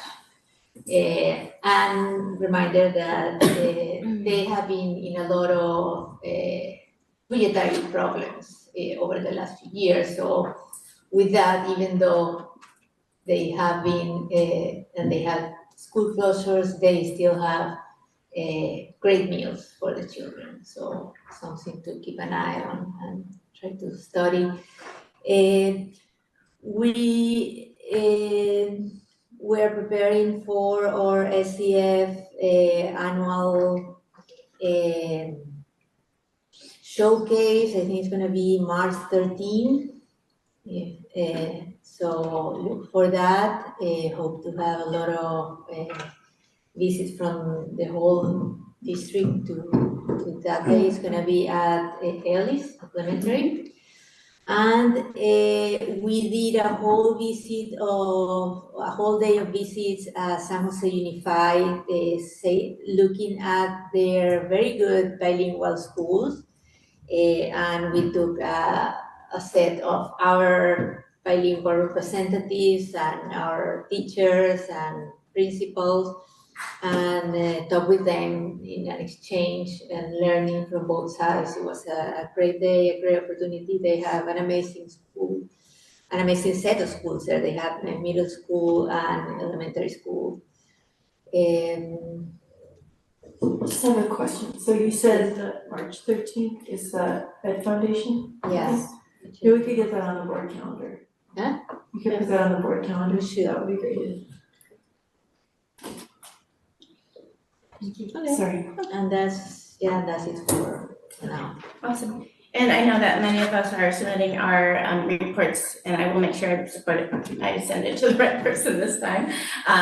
And so we can get those in the minutes. I wanted to report back about Challenge Team, which I attended a week ago or so. That is the convening at the Public Safety Department and a lot of different community partners to support students. We had Jocelyn Vidalis from the city, she's a housing specialist. It was really interesting to hear about the support that they are providing for our unhoused residents, and how very compassionate and responsive it is, but also how severe the issues are for affordability here, and that's very sobering.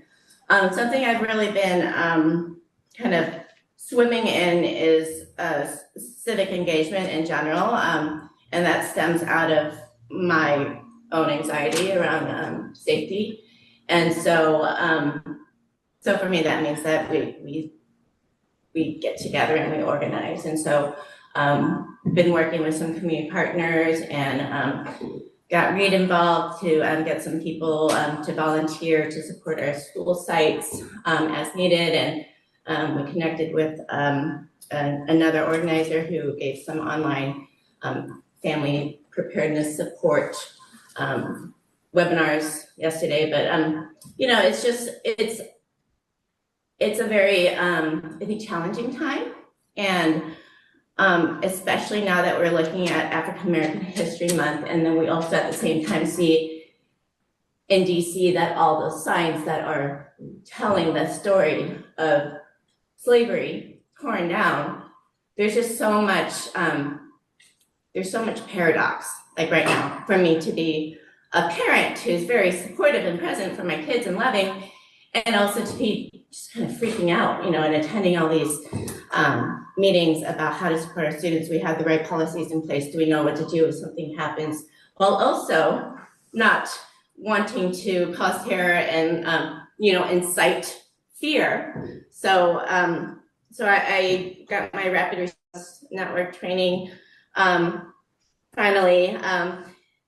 And also amongst it all, the other thing that I really wanted to kind of celebrate, going back to a positive note, is that yesterday I attended a webinar, and it was on multilingual education. It was a campaign, it was the launch campaign for multilingual education for all.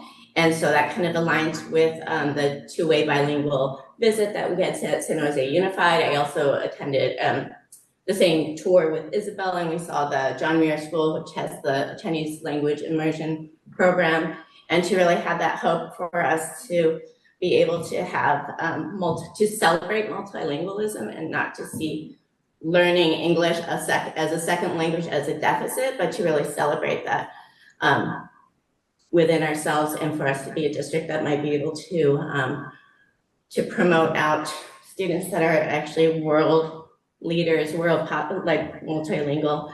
That is exciting for me, and I like that.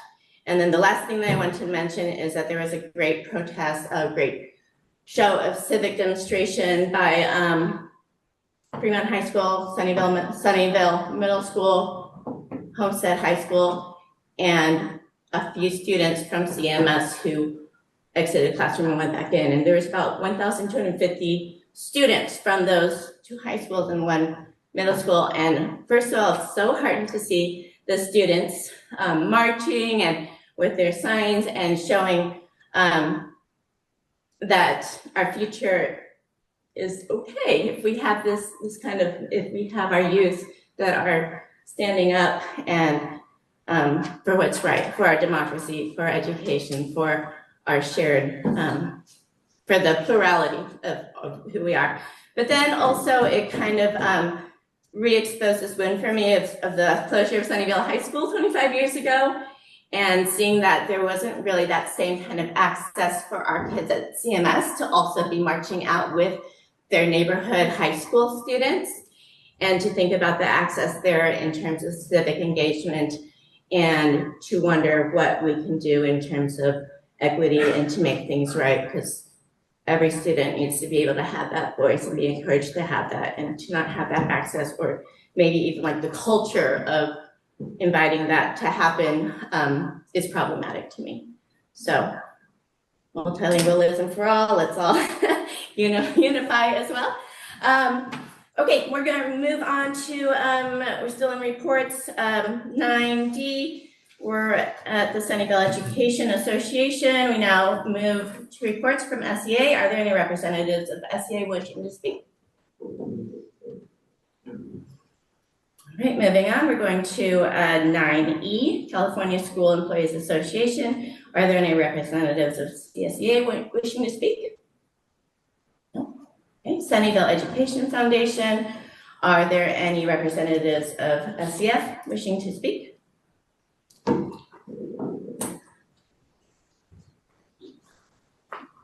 Good evening, everyone. My name is Katie Rowland, and I'm speaking in my capacity as the Vice President of the Sunnyvale Education Foundation.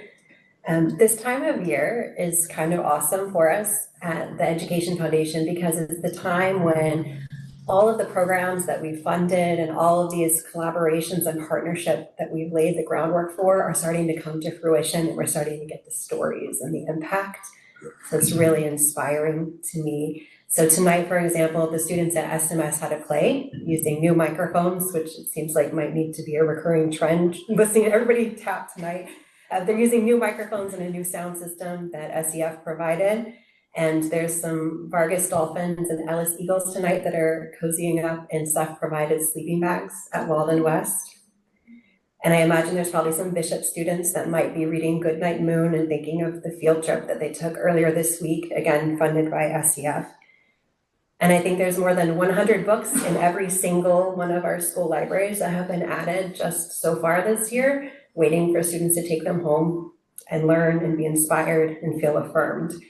And this is possible because of the community support. So I wanted to acknowledge that tonight and to share how something positive, because I think it's been a heavy week for a lot of us, that our students are getting awesome experiences and having meaningful moments here at school where they feel safe and affirmed and loved. A big thank you to SSD for letting us take over this room over here, for Jeremy for cleaning out this room. And some of you have heard this, but we've essentially filled it with sleeping bags, shower shoes, toothpaste, duffel bags, making sure our kids have warm coats when they go to science camp. Every single one of the sleeping bags are in use this week. So the need is huge. And we appreciate everyone at the school sites that helped find families who needed these resources to have a successful and safe, enjoyable week at science camp. Big thank you also to our district librarian, Julie Griffin, and the LRS team, who have been so systematically going through what our libraries need to become great places for our students and even better places for our students. And finally, I want to make sure people know, if you're an SSD employee, we have $25,000 that we would like to give you. You just have to tell us how you'd like to take learning beyond the classroom. And we've got our first round of applications in, and they are so exciting. And we have people who want to take TK out in all weather, cute little rain boots and raincoats. We have someone who wants to create an outdoor learning studio. We have teachers who'd like to take their students out to test water quality in our area. We've got some amazing educators, and just so excited about what we can do together. Thank you so much for your partnership. Thank you so much. We are in agenda item 10, public comments. If there are any members of the public wishing to make public comment, please submit a blue card in the room or raise your online hand. This portion of the agenda provides an opportunity for members of the public to directly address the governing board on any item of interest to the public. However, provisions of the Brown Act Government Code 54954.2a and .3 preclude any action being taken on any item not appearing on the posted agenda. Time limits allocated to public testimony are 3 minutes per person and 20 minutes for public comments. Speakers are asked to give their name and affiliation so that an accurate record is reflected in the minutes. Are there any public comments today?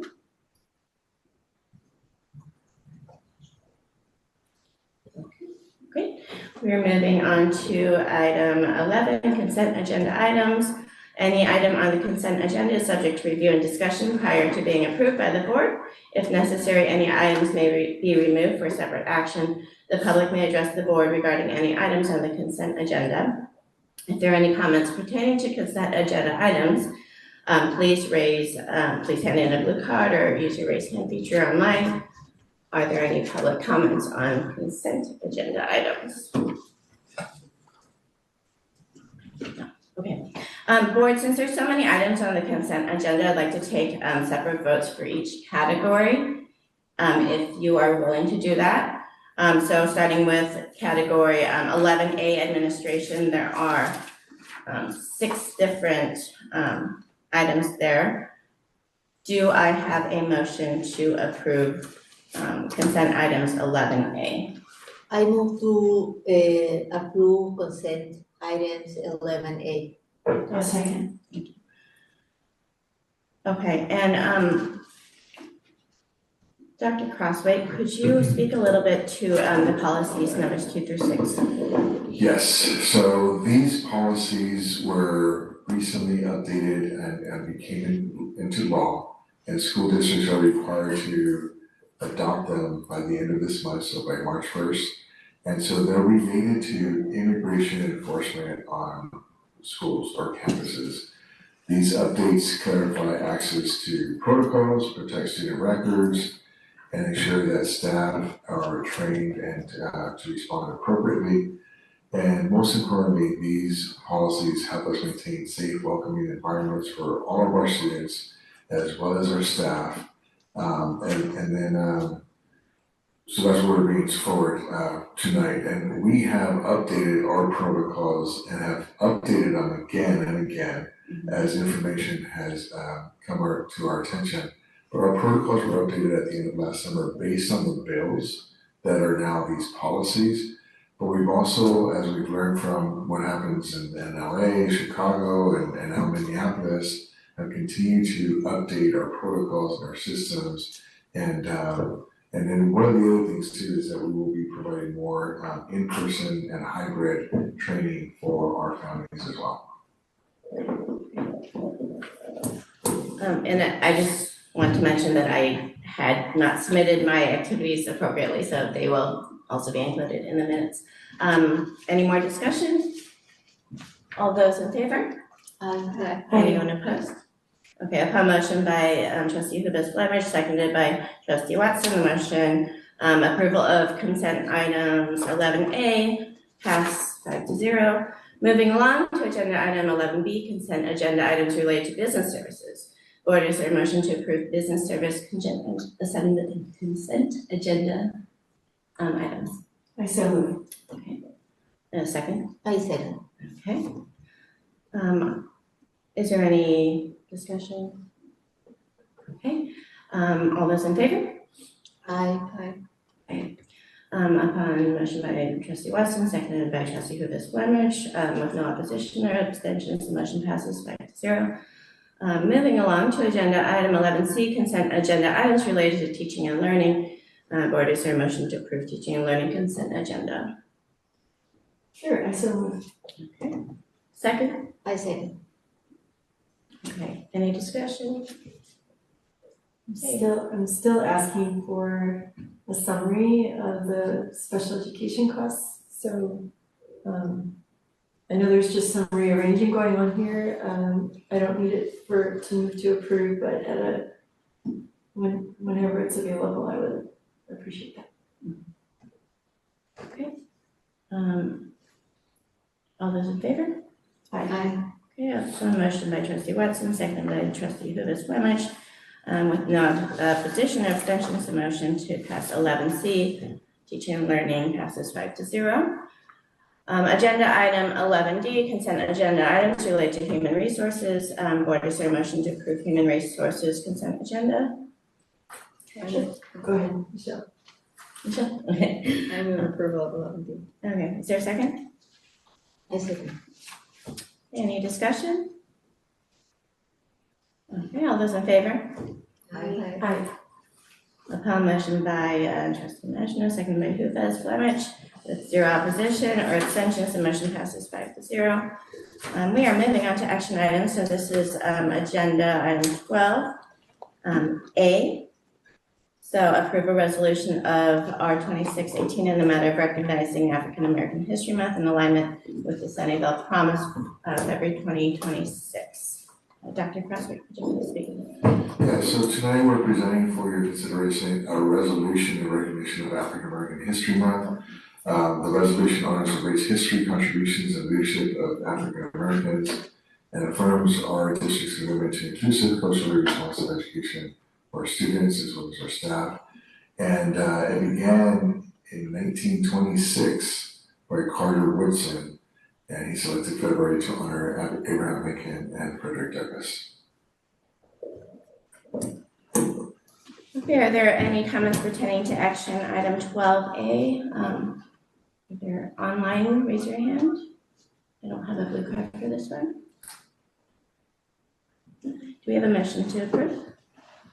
I move to approve the resolution R2618 in the matter of recognizing African American History Month in alignment with the Sunnyvale Promise for February 2026. Great. And do I have a second? I'll second. Any discussion? I'm really glad we're doing this because of all the stripping away of this recognition in other places right now. And I think it fits in with what we approved in our multi, like the calendar of historical events, so I think it's great. Will there be, are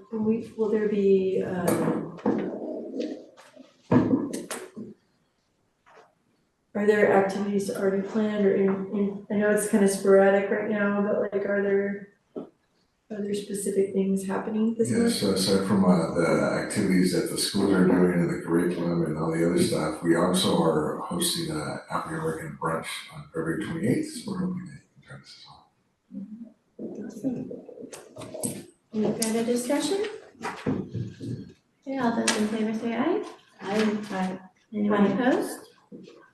We have a motion by trustee Hubbard, Flemish, seconded by trustee Watson, with no opposition or abstentions, resolution R 2618 passes 5-0. We are on 12. Excuse B. me, Yes. could we get a invitation to that on the board calendar? Maybe like actual, like that one might be good for like an invitation. Thanks. Sorry. Agenda item 12B, approve a one-year contract for services for California Education Partners for on-track collaboration to support Columbia Middle School and Sunnyvale Middle School. Dr. Crossway, could you please speak to this item? Of course, so this is an item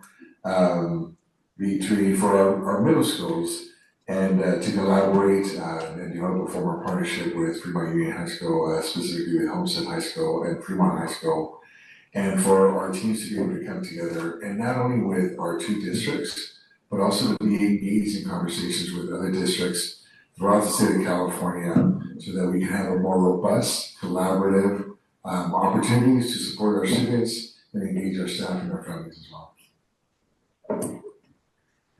If there are any comments pertaining to action item 12B, please hand in a blue card or raise your hand online.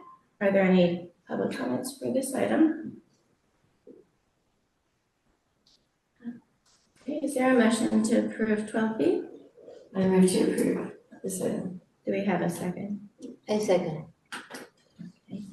Any discussion? I'm so super excited about this. I think it's a great opportunity, and I really, this is the one that could potentially, this is where they're going into like collaboration circles and everything. Can you just explain a little bit about like the investment like from the school in terms of time and teachers?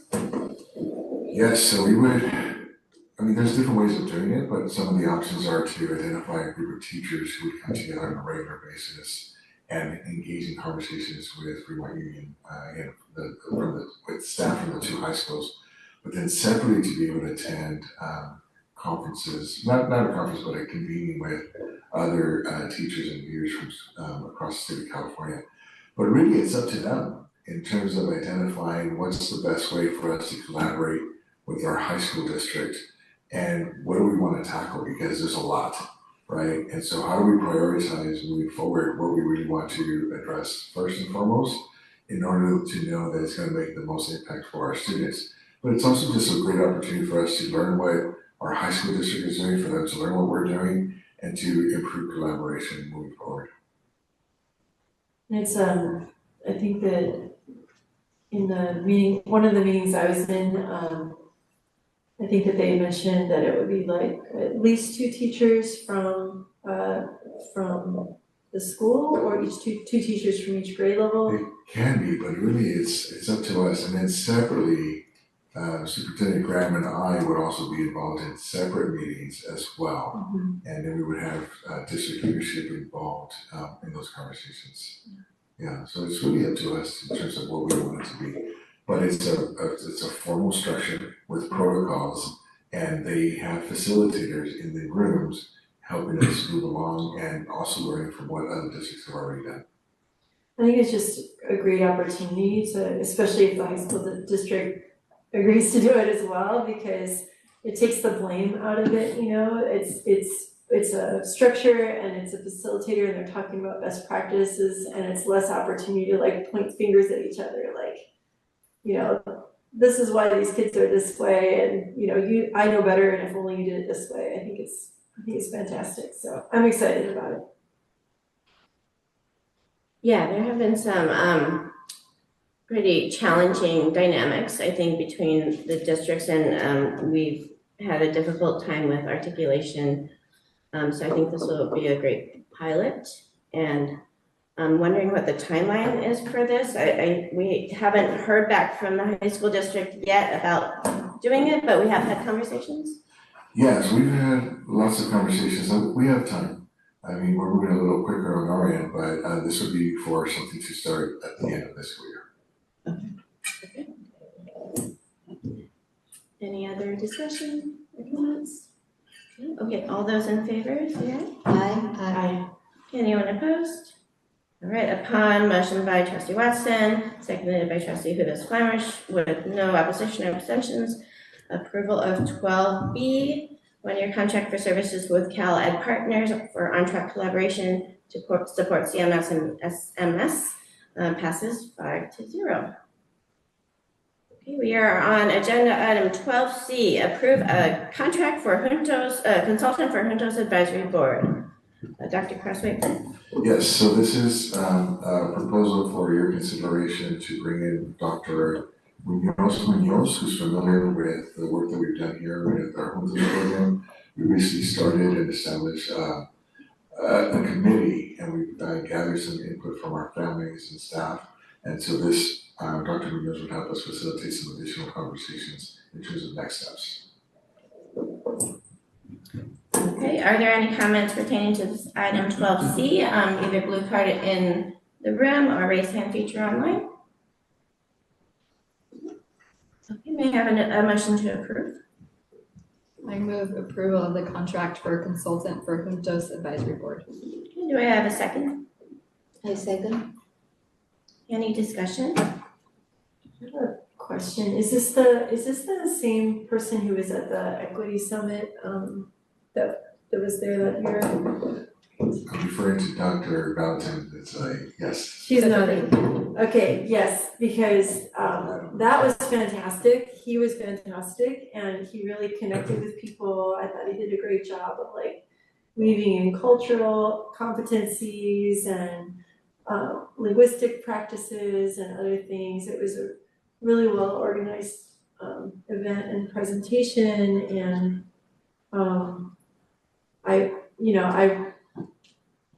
I would like to see him again. So I'm excited that we get the opportunity to work with him and that he has partnered with our district so far on it. So I think that's good. Thanks for clarifying. Do we have a composition of the advisory board already determined? We do not. Okay, and so how soon are we expecting to use these services and convene? So once it's approved, we would coordinate the next dates with Dr. Munoz. Yeah, but our goal is to convene as soon as possible during this school year. Is it open? Is it sort of the advisory board a bit open, or is it like, is there a structure you're saying, or? So from what we discussed previously, it's families, right, who have children in the Juntos program, but also we're intentional about reaching out to families who are not in the Juntos program as well. Mm-hmm. And then it says there's gonna be focus groups. The focus groups are not just the focus groups so I thought the focus groups that were gonna happen were not just with the advisory team. It was out into the community with teachers and staff and families, beyond kids. the Juntos program, correct. Okay. But for The this focus groups, board. not an advisory committee, because I was reading this and it was like, You see, I'm deferring over to Dr. Valentine because I know she's been a little bit more into the details of this. Thanks.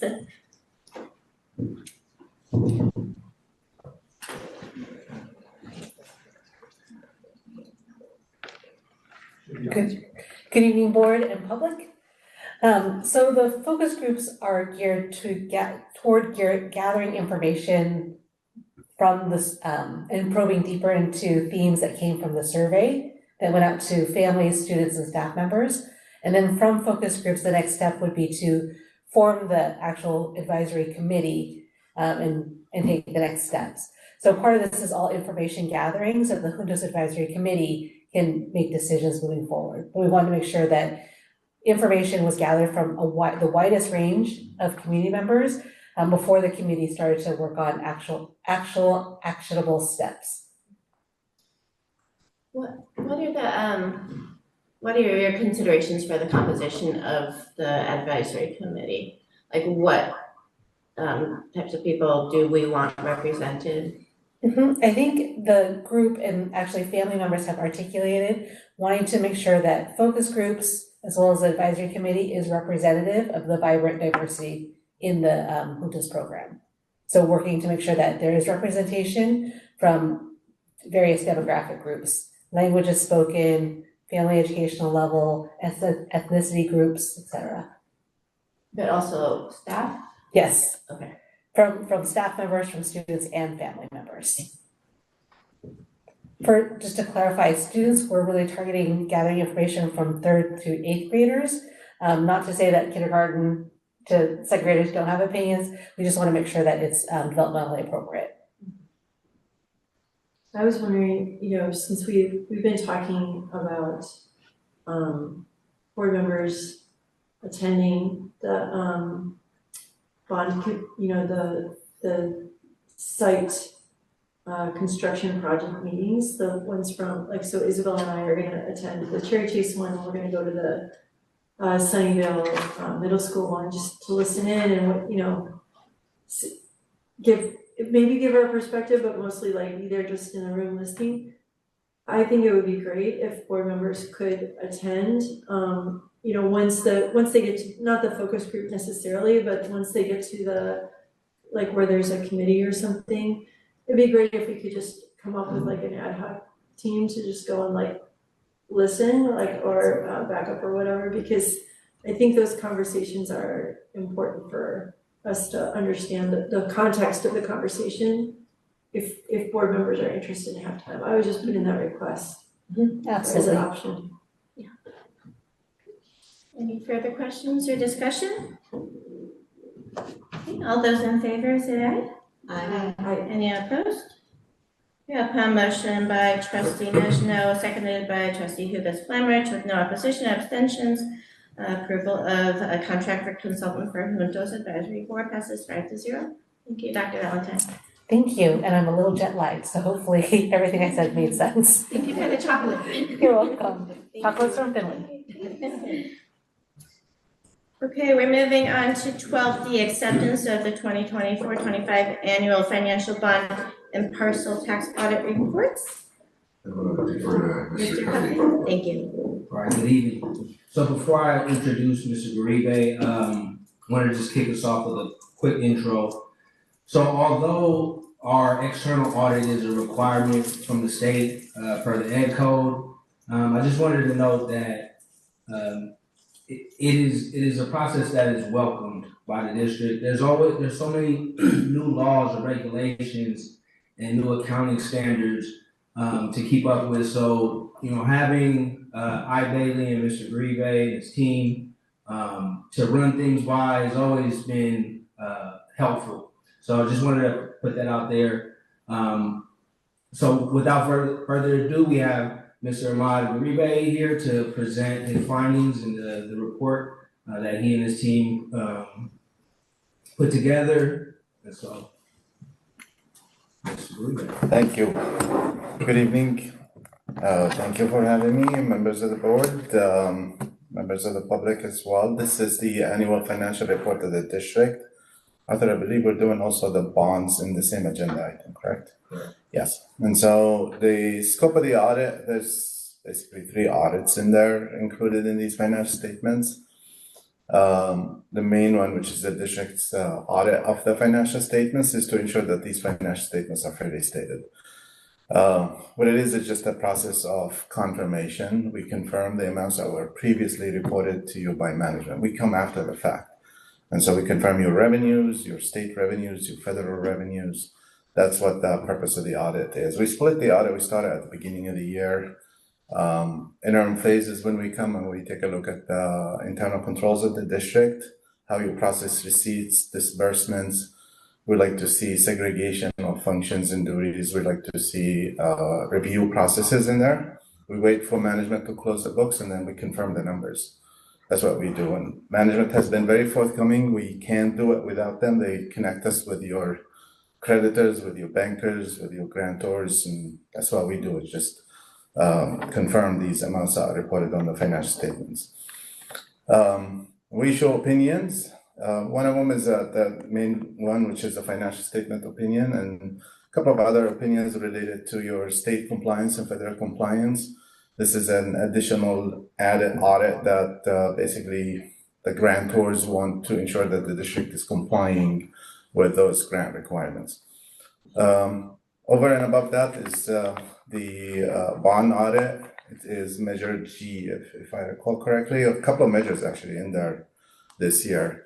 And a little bit different than the district's audit, which is to ensure that the amounts are appropriately accounted for, segregated from district funds in a separate account, and that the expenditures that were charged to those bond measures are in compliance with what the voters had voted on. And so we select a significant sample out of these bond measures. They're really easy, they're large because they're construction related. And we set with your project managers, and we ensure that these are in accordance with what the voters had voted on, ensuring that they were expended on school construction. And along with that, also we confirm the numbers that are reported there. So your bond proceeds are segregated, your interest revenue is segregated, the cash related to those bonds is segregated, and we also look at the bidding and procurement processes that the district adheres to when it comes to expending those funds. And then the last one is related to the parcel tax, very similar to the bond audits, is ensuring that the amounts were expended with what the voters had voted on. I am a voter here in Sunnyvale School District, and so I make sure that the funds were appropriately expended.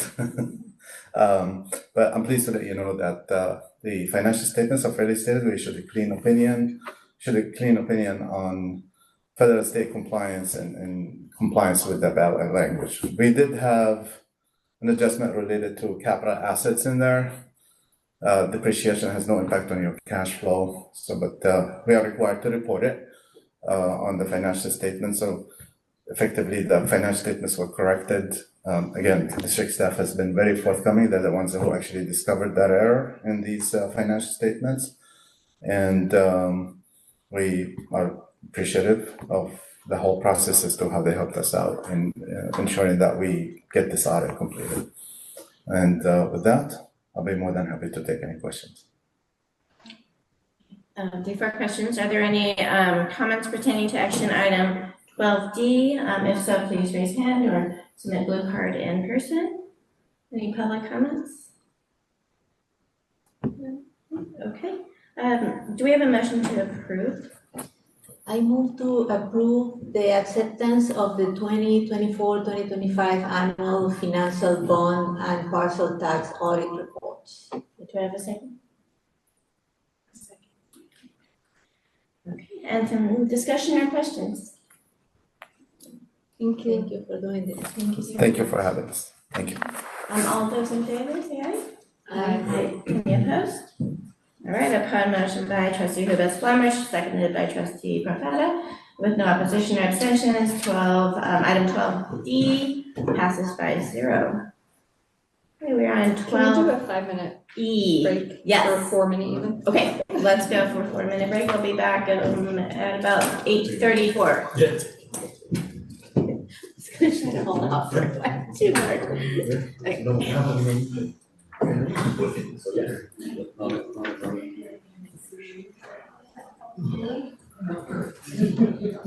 was like, gosh, this is real right now.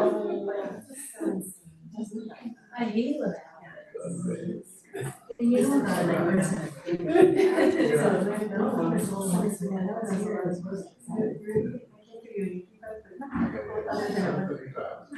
Thank you, I just wanted to say chocolate. Oh my god, as soon as you said chocolate, Bible and I both looked up.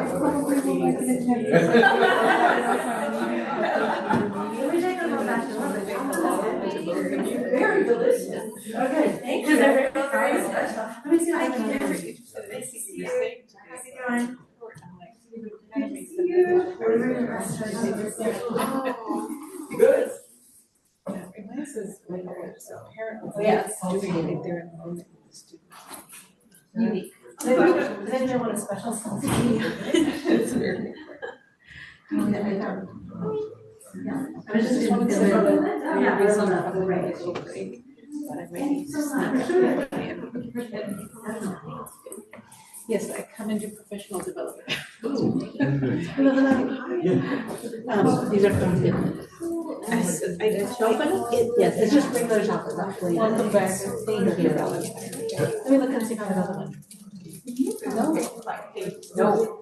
This is these are the people that are doing it. I wish I could have brought more back. The chocolate is actually really heavy here. It's very. Isn't it? Chocolate in Europe just doesn't, in like other countries, is just better. It doesn't have as much wax. We put wax in the chocolate. This isn't like really pure, right? Like it Yeah. just runs through your mouth. See, that's hard. I thought it was something hard candy, and it was like and then it melted. If you want hard candy, which is a Salty, is it black? it's salty black licorice. It is.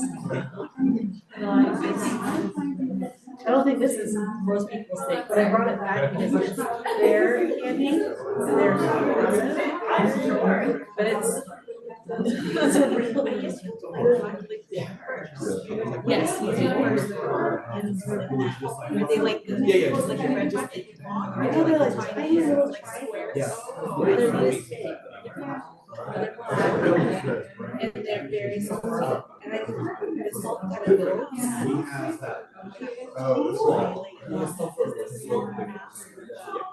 Just connect all the parts. Yes. I don't love it, but I wanted to make sure I tried it. That's what I heard.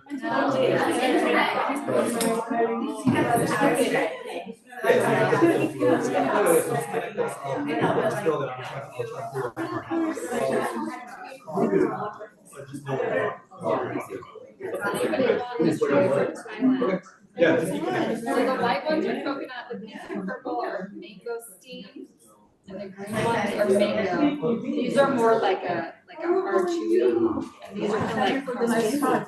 Oh my God. Yeah, so this is what you're doing there. So white ones are coconut, green ones are mango, and purple are. I don't know. Yeah, it's like this green and this green, right? And then these ones are called toffees, but they're more like kind of crunchy. And then these are like a hard, like Thank you. and then you have a no, mango steam. And I don't know mango steam, so I have mango steam, that's so good. I don't know how to like this. The candy it just like it's so wonderful.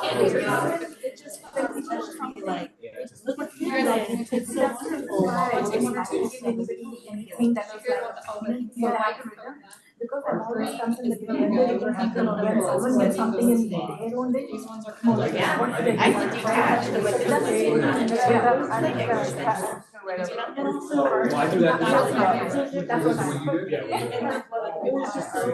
Oh, Mama, that's a good Yeah, it's just weird. Yeah. Our identity, citizenship. Yes. Yes. Very difficult. Although it's kind of true. Yeah, it's so many schools and also other things. They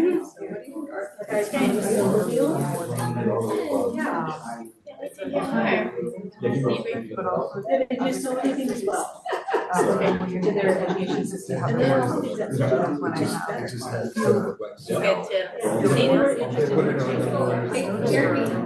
Don't take credit for giving them the candy.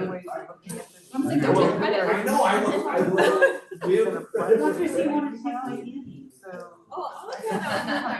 Is that one hard? Yeah, it's very hard. I mean, you can chew it and actually, but it's a hard. Okay, the time is 8:36 and we are coming back to session. We are on agenda item 12E, approve the school accountability report card. We'll take a moment to clear the caramel. So we have on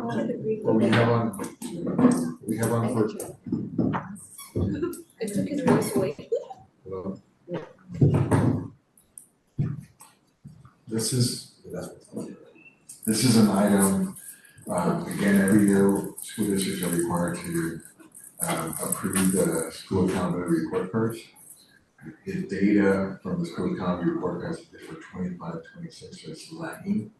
The core components of the SARCs include student data, demographic information, class size, the environment, in terms of our facilities, instructional resources, and then also some financial information. And although it says state priorities, it's not aligned to the LCAP because this legislation goes back to the 90s. And then since then, we've had now the dashboard and then separately the LCAP. And unfortunately, they're not aligned and legislation has not been updated to bring all three together.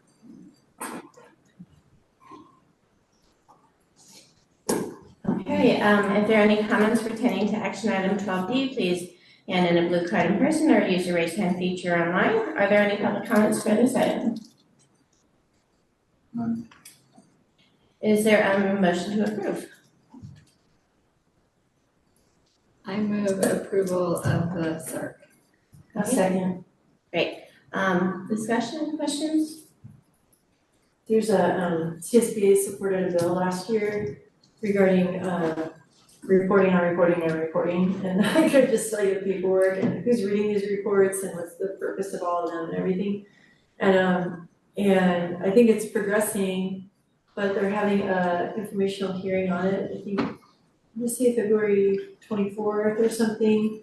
And any districts from Santa Clara County or any trustees are welcome to go to Sacramento and provide public comment regarding it. I don't know, I'm sure CSBA will have some people lined up, but our county is very interested in it in general, like trustees from around the county. So if any of you would like to speak, or if anyone from our district wants to weigh in, the issue is that we have districts who in our county who are applying for grants and or applying for different grants and things, and like through the states, through different state programs, and it costs more to administer the grant than it does than they get from the grant. So then one district tried to return it and like not accept it because it was too much, and the government refused because the grant had already been processed.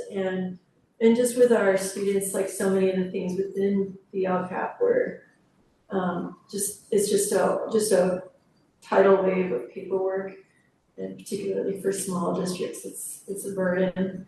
But even for our district, you can just see like this report is very old data, it's a leftover report, and maybe this one will stay, but there's many other things that the districts jump through. So thank you for this report, let's say. But if we wanted to do something and talk about the excessive reporting, which is supposed to be for accountability and transparency, but sometimes is just leftover paperwork, we could, if we wanted to. That's my comment. Yeah. Can there be, because I think that's really close to when we're going to that conference. Can we do a letter, like Yeah, we district could do a letter. That would be a good idea. If we're interested. We did one for LAC. We did one last year for the bill, but as far as like this year update, if we wanted to, we could. Like a letter for the hearing. Yeah. For the hearing, we could.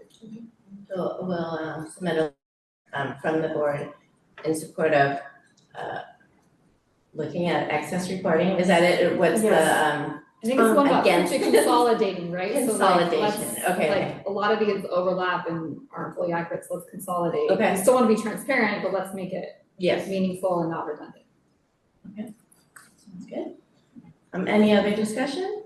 I was just gonna briefly say, I think the presentation that was included in here, I think was really helpful, especially hopefully for like the newer board members. Right, cause a lot of these compliance documents, it was like, well, I'm voting on it, so what's my role anyways? I just thought that was really great. So I also like, if either of you have any questions about this, I think to understand it better, I think this is a good opportunity, but hopefully, I thought the presentation did a fairly good job of laying out and explaining what it is. Yeah, and I also want to remind us all that on January 15th, we had our first look at the SARC, so this isn't the only time that we're looking at it, it was, at that point, it was kind of like, what do you want to see and what do you want to know? And for me, I remember last year, when we had the SARS come, I felt like, oh, this is the chance to really look at data, because I didn't feel like we really had opportunities. So it feels very different now, kind of seeing that it's a compliance document that's not necessarily relevant to the decisions that we're making now, and that also we will have many more opportunities to see data. So I don't have that same kind of like angst around using the SARC to talk about data, because I know that we're gonna have data conversations ongoing. Anything else? Thank you for this, the summary and the one page and the presentation, they're very good. All right, so all those in favor, say aye. Can I also say one more thing? Yes, Sorry. So I do think that how they lay it out, where they're comparing schools, like I know there's some other tools that do that we can access. But I think if there is an opportunity for us, maybe not like the previous year's data, but when we do a data dive to actually look at some of these, to help us, like remind us of like, because it has like how many students in each grade and what's the school composition like this year. So if it was things that was, this kind of information would be interesting in a deep data dive, and also like, kind of combined with the other information that we get, so. Yeah, and the other thing is that the information about the campus, like the condition, the wear and tear, I know that is also reflected in our facilities master plan. Those are the things that we're prioritizing, but I think that's interesting to see those align and come together too. Like we are focusing on the schools that need the work. So that's nice. Okay, now can we vote? Are we ready? All those in favor say aye. Aye. Anyone opposed? We have a motion by trustee Marshall, seconded by trustee Watson, with no opposition or abstentions. Item 12E passes 5-0. We are on our last action item, 12F, acceptance of the 2025 through 28 Sunnyvale School District Board priorities. Dr. Crossway, please. So this,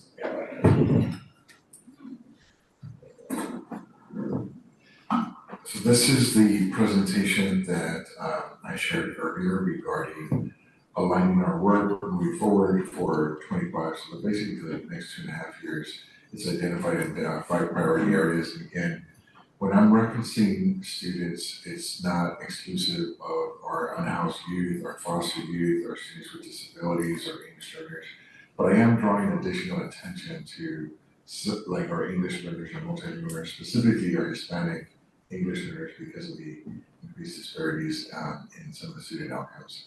But again, this is an opportunity for us to align our work across the organization and have a little bit more focus and coherence in terms of moving forward.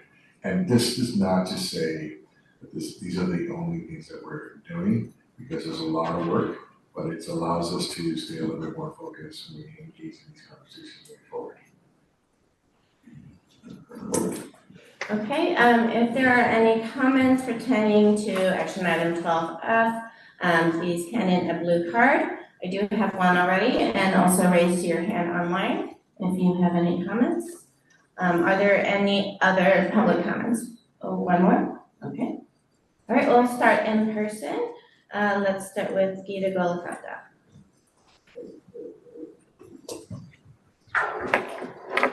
Hello, Dr. Crossway and respected members of the Board of Education. My name is Geeta Golakota. I'm a parent of a 3rd grade student with an IEP at Ellis Elementary. I also serve as a CSE rep appointed by the Board of Education, but today I'm speaking solely as a parent. I am a deeply engaged parent from a special ed lens with the LCAP input, strategic planning, or superintendent search.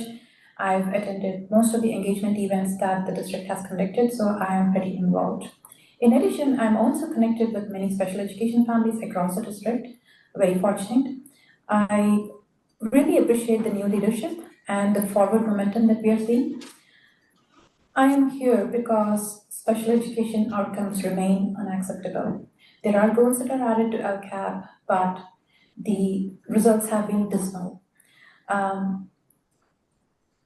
There is little sense of urgency there. It deeply concerns me. Each year, we try something new, hoping it works. Parents are exhausted. We don't need more goals. What we need is action that is oriented towards results with curiosity of how to solve these problems. We need the district to identify root causes, not delay support until failure becomes undeniable. We've seen non-speaking students succeed, not because of the system, but because parents presumed competence and fought for their children. Examples are there was a valedictorian at FUHSD a couple of years ago, and today I happened to learn about a non-speaking child that is going to be reclassified in the LPAC in the coming week. I'm pretty excited for the kid. Why did that happen? Because parent presumed competence. She advocated. She provided the supports that the child needs, and that's why the child succeeded. This could be the case with many kids it is possible. In contrast, our district has grown complacent, too often accepting low expectations and the status quo, attributing it all to be the child's inability to succeed. I am deeply disturbed by that. In my own child's case, I'm told his visual perceptual weaknesses don't matter yet. When I point out that he cannot succeed in geometry in middle school or high school, I know Dr. Crossway quoted that he took algebra in high school to be able to go to college. For my son to be able to go to college, he should be able to clear that. And as a parent, I was researching upon what are the root causes that are happening. I found out that it is working memory and his visual perception skills that are stopping him from that. Because I am researching it, it's happening. I'm going to advocate for it. But across the district, we are seeing patterns. Like as I'm getting to know more kids, I'm seeing these patterns. I'm sorry, your time is up. Oh, sorry. Thank you so much. If Okay. any further comments, please email the board. Okay, thank you. Thank you. Okay, and online, We have Susan Sala. Susan, go ahead. Hi, can you hear me? My name is Susan Humphrey Salop, and I am a mother of a Sunnyvale School District alumni with disabilities who receive services in the district from preschool through grade 8. And I'm still heavily involved in helping the students of Sunnyvale through my volunteer work with the Sunnyvale Education Foundation and special education advocacy. And as many of you know, I frequently review board materials. And this morning, I was a little bit surprised when I reviewed a lot of the board materials because there was lack of mentioning students with disabilities and some of the important updates, including the superintendent's report. And I sent that feedback earlier by email.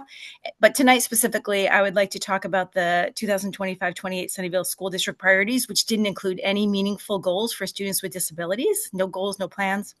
I strongly believe that there should be goals and plans and that are prioritized in the district plan for students with disabilities. To ensure positive outcomes for those students. Without goals, there's no accountability, and there's a strong risk of no progress, as Geeta Golakota has been talking about. I have sent 7 edits, ideas in yellow, on top of the document that Dr. Crossway prepared for SWD Students with Disabilities District Priorities, and I'll send that to the rest of the board after this meeting. Specifically, the 7 things I'm proposing. Number 1, there should be a student outcome goal for students with disabilities. Number 2, there should be CASP goals for ELA and math for students with disabilities. Number 3, there should be goals for math and English proficiency increase, similar to what's being proposed for English language learners. Number 4, there should be integrated student support goal for students with disabilities. Number 5, in terms of after-school enrichment opportunities, as many of you know, currently many programs don't allow students with disabilities, so this should be included. Number 6, there should be built-out goals in the 3-year priorities, similar to what's been developed for multilingual learners. We should see the same kind of detailed thought plan process for students with disabilities. And number 7, financial and operational stewardship. There should be a goal to address the skyrocketing cost of special education, how money can be used more smartly, because this isn't sustainable. The number of students with disabilities is growing every year now. It's about 15%. And so we also have to watch the cost. So in closing, any multi-year Sunnyvale School District priority list should include meaningful, detailed, and actual plans and goals for special education. Representation matters.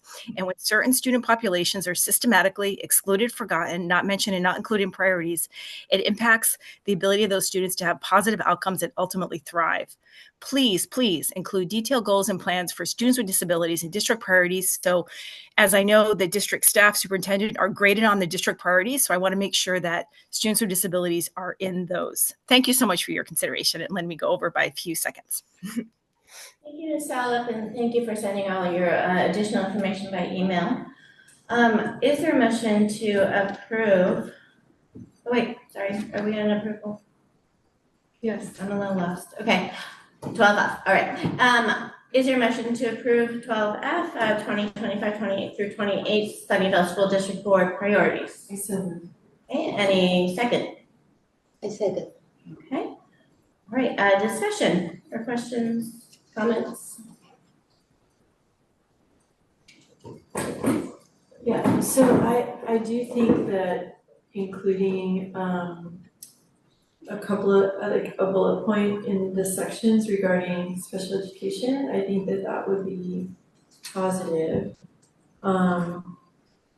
Because, you know, like I'm not saying to go back to the drawing board and redo everything, but I do, in thinking about it and reading and, you know, listening to the comments, I was thinking that, you know, under student outcomes, if there isn't, you know, if there's an opportunity for each year to have something around special education, and my understanding is that you've already like discussed forming a family group, like you mentioned in your opening comments, that you started discussing having a family group and, you know, maybe doing a similar deep dive that we have with Orinda, but in the expertise, with someone with the expertise to really look at our special education systems. So maybe we don't know what those bullet points are and goals are, but I'm interested in inclusion, I guess, you know, so we're just not, it's just not on the paper yet, but I really do understand that if it's not in the priorities, then it's not seen as a priority. So like, I guess what I'm saying is I don't know what the goal is that we would be like working towards other than family engagement and trying to create, you know, improved student outcomes within our special education group. But I don't know that it's similar in terms of like a CASP goal or, you know, does that mean that we need to have someone come in and look at our IEP goals and see are these IEP goals actually having high expectations for kids and helping them reach their full potential? Because it's not necessary, like from my own personal experience, you know, my older son had a IEP that was like a phone book. I mean, it was like substantial. And, you know, I appreciate all the work that the special education department does and did for my son, you know, kindergarten through 8th grade here. And, you know, the IEP, even though it was a legal document, it was a working document. And those goals, like we had the annual IEP, we had a triannual deep dive, we had check-ins, like if the IEP was in, I think his IEP was typically like in October and over time it like edged towards December. We would have like multiple point check-ins during the year, all basically like checking like, are you achieving these goals? And everybody had to agree. There were tons of adults in the room. So like for me as an engaged parent with, you know, background in English literature where I could like read large things, like large groups of text, you know, it was still challenging for me to like try to make sure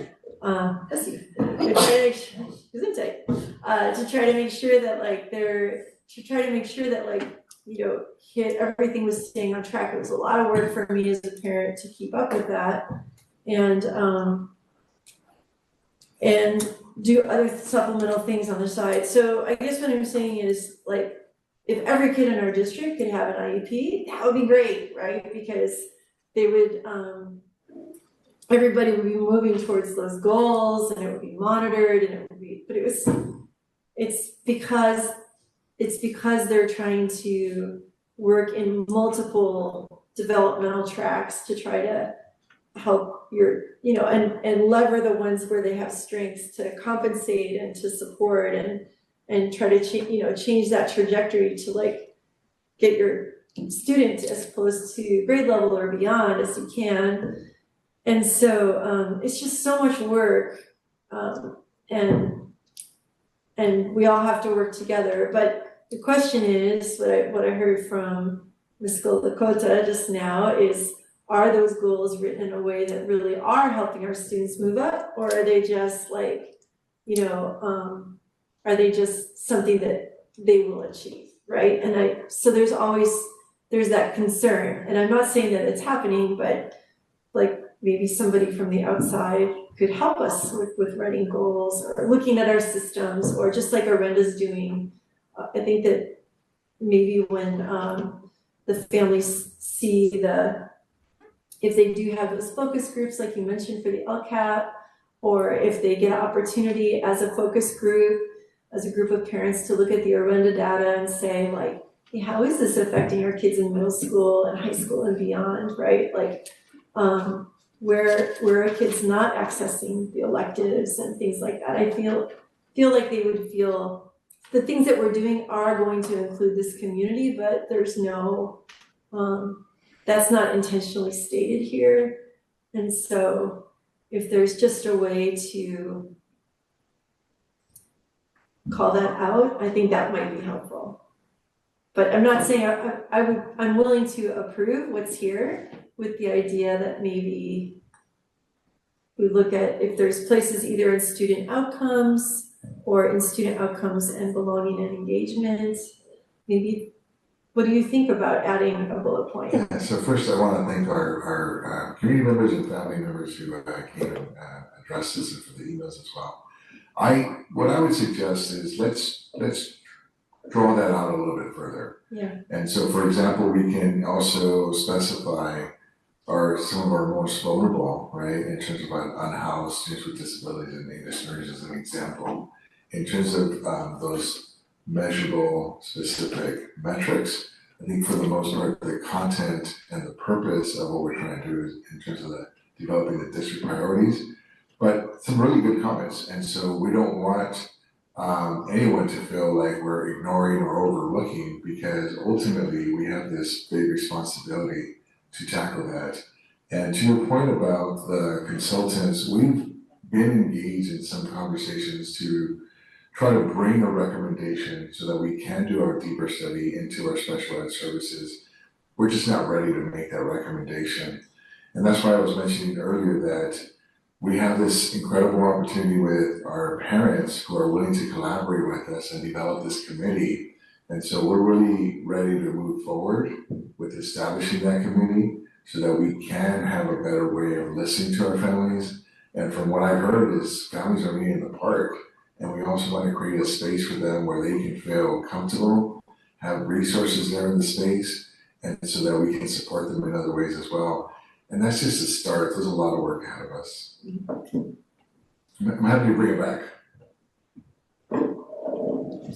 Just connected to this, and then I have a separate thing too, but just connected with what Bridget and then Gudio was saying. So maybe under number 2, the first kind of piece would be, right, maybe it's something like that, right? It would be, if the plans are there, calling it out there, and that could be a good first step. And then there might be additional stuff as that committee's formed and talked about, but that could potentially be a good first place for it to be. Yes, it's a good point, and it also just, there's going to be some things that we may not even be aware of in terms of looking at it a little deeper, and we can also make those adjustments as well. Yeah. So yeah, that's where I would like to see it, I think, is that first step of, really engaging. 2BB. that what you mean? I don't know where under two, I didn't look at it close enough just now, but I'm just like under the belonging and engagement, because that's like, strengthening Yeah. student, family, staff belonging, or inclusive practices, so I didn't read the A's and B's. So if you think there's a spot No, for it, great. I just think that would be a good first spot. And then not connected to that, switching gears, or guess, is there something people want to say about special ed before I switch gears? Well, I'm wondering where we can include measurable outcomes.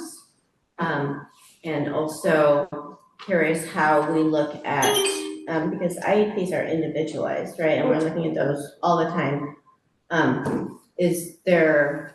There is one bullet point at the top of the second page, which says measurable outcome, disaggregate scores by school grade level, socioeconomic status, language status, race, ethnicity, disability, and mobility where possible. So I think it is, I think that is one like where that's gonna be investigated.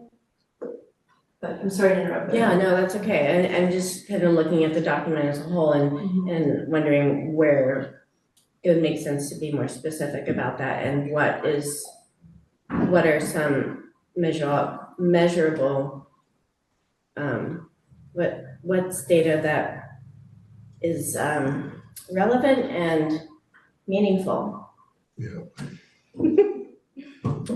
And those are the systems that we have to develop, because right now, as I mentioned earlier in my presentation, is we have certain data, right, like NWA and state assessment data, but we really need more meaningful data that's useful, formative assessments that the teachers can use and monitor throughout the year. Yeah, so I think that's kind of why I was saying, I think first step, I don't think we're ready to put in measurable outcomes yet for that space. I think first step is that prioritizing this community engagement, right? Because we don't want to create those outcomes without the community. Yeah. Did you have something else to add? You said you were gonna. My other thing is, switch gears. So if everyone's ready to switch gear. Okay, then the other thing is, I think it's in the document and I think it's what Gudiel meant, but I just want to clarify that we are prioritizing Spanish-speaking, like multilingual learners, but also just the Spanish-speaking Latino community generally. And I just wanted, because you kind of said multilingual learners earlier, and I just wanted to I think it's in the document that it's not just the Spanish-speaking ELs, but Spanish-speaking community generally as a board. Correct, so it's I'll just read one of the bullets, but focus on closing gaps by setting faster growth rates for historically underserved groups, especially Latino English learners. Yeah. And that's again based on our data and the disparities that we've seen in the state student outcomes. Okay, but wait a minute, hold on. It's because you just said something different. I think you said something different than what she said. So you're number 3. Yeah. What part of number 3 did you just read? The goal. The goal. But see, Hispanic, Latino, Hispanic, English learners, even when not identified as English learners, what is that? That just means the historically underserved demographic group. Yeah, and just to clarify, I was on number 1. Number separate 1. from number 3 as well. On the page 2. Number 3 it goes a little bit deeper into your overall multilingual learners, but again, in that second line, the Latino, Hispanic, English learners, even when not identified as English learners. Right. Okay, that's what I was checking. Great. Yeah, so are there any additional things that we feel like we need to have added before we approve, back to drafting, or how are we feeling in general after these conversations? Well, I think does the rest of the board agree that under 2B, 2, which is belonging engagement, and B, which is family and community engagement, maybe there could be there is an item B where it says expand family workshops, listening sessions, and leadership opportunities, ensuring language access and culturally responsive engagement. Maybe maybe it would be something along the lines of including special education in there, or families of, or inclusive responsiveness, or something like that, where it's very clear it's special education, families would be part of that expansion. Because I'm viewing that advisory committee as a leadership opportunity, because it's an opportunity to give ongoing feedback. Is that what that is getting at there, or? So just spelling out, just adding student, or the inclusion of, maybe communities of students of differing abilities, neurodivergence, something as included in, what's this, top of page 3, BB? Yeah. BB, 2BB. Does Because that seem? that's where, I think that's where it's workshops, listening sessions, leadership opportunities. And I mean, it's not really a focus, whatever you want to call it, family or engagement committees or something. Could it be just a comma that's that, do a comma at the end of that BB and say including the special ed? Like, I don't know if that's the right terminology, but this include the special ed, I had a word and now I lost the word.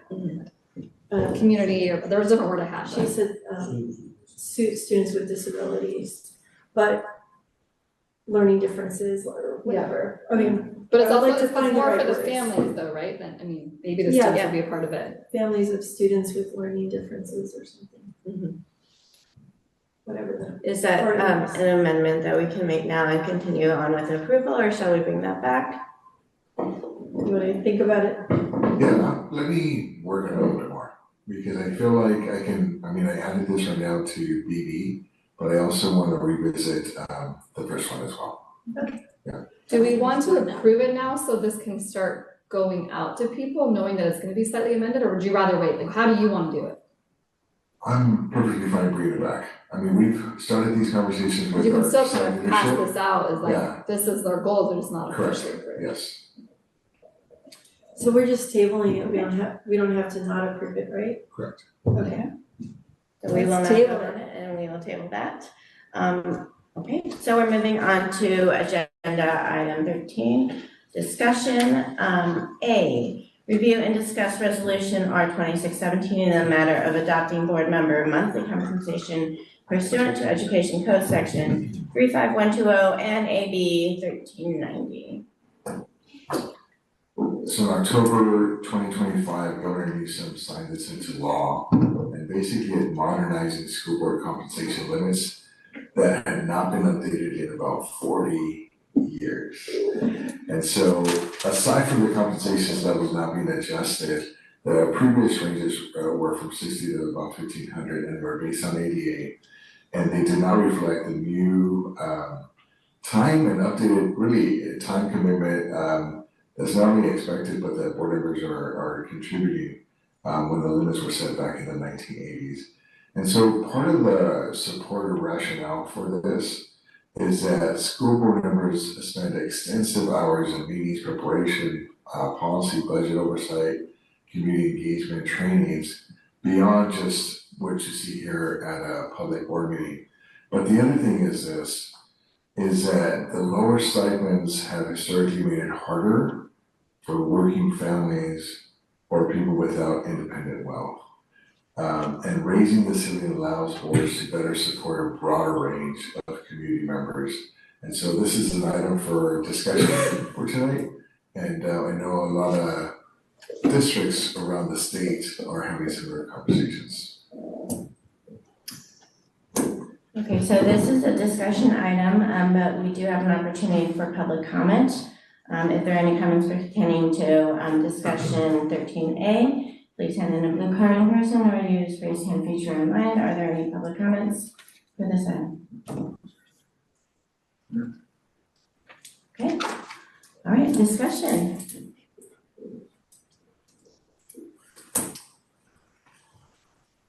Okay, you're eating your. So, good. We voted, I wrote the letter from LAC regarding this, in support of this bill, and yeah, I think it's a matter of equity for a lot of families and having, contribution from everybody in our community, not just people who can do it because they have the money and the time. After all, we're probably gonna have to wait another 40 years before it comes back. So, like when we redo schools, we do it well. Okay, so I do think, I agree, I sign on with that, with the Legislative Action Committee for SCCSBA for that with Isabel. And I think if we're gonna have this conversation, like, we're bringing this up now because it's well in advance in the next election. I think it's smart to talk about it now. And I think if we decide for whatever reasons, because of the budget or whatever, that we don't wanna do it, then it would probably need to wait. We could probably have like another month or two to do it, but I mean, we wouldn't wanna do it in the fall, And I know it's hard to, raise our stipend because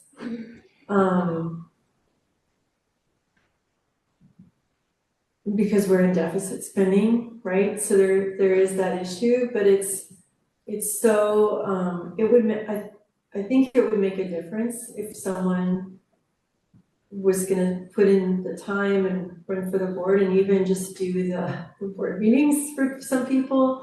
The difference between like $300 and $1,200 would be a big difference in allowing people to actually serve. So, and if someone's really opposed to it and says it's too much money, you can decline payment. There's a way to do that in the office upstairs if you don't want to take the money from the district. That's a prerogative, and you can, if anyone was like saying, oh, that's a political statement I want to make, I don't want to do it, you can do that. But I really think that, like, I refuse to say that this job is a volunteer job.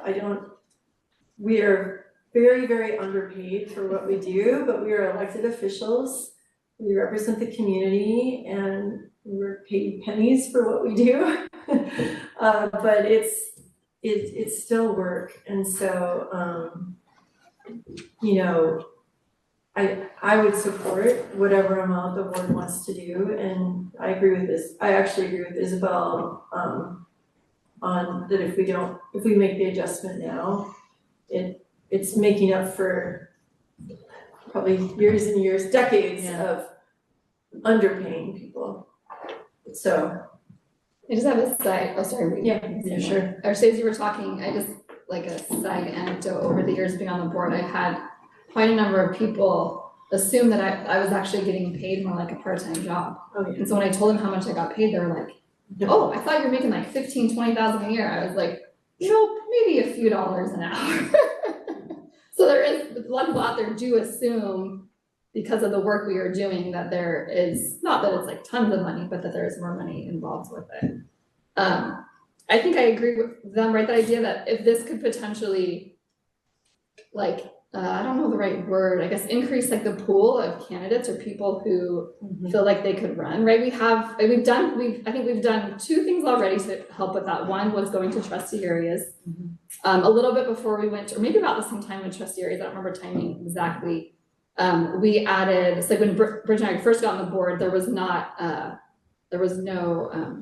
health benefits. And so that was a significant piece. And that was part of that discussion was, you don't have to take it, but it is an opportunity, right? And that can potentially, be thousands of dollars for somebody. Yeah. So I think this is just another step in that space of, no one's gonna come do this to become rich, even if we raised it, right? But it is then a meaningful amount of money as opposed to, kind of pennies what you're saying. And I think also, like, to add to the space of raising, I don't know exactly how long it's been, but it's been probably 3 or 4 years that we haven't even actually increased. So technically, I think it's like 5% we can increase each year, and that was our plan, and then it just hasn't happened. So also, there is the tricky space, right, of we're cutting budget, but at the same time, as we've been giving everyone raises we, for the last few years, have not received any raises.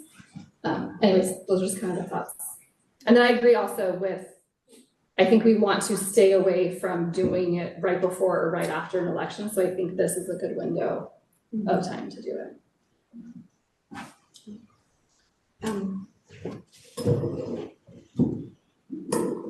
So I came on the board not even knowing that we get a stipend, so I thought it was just coming to 2 board meetings a month, and I was fine with that.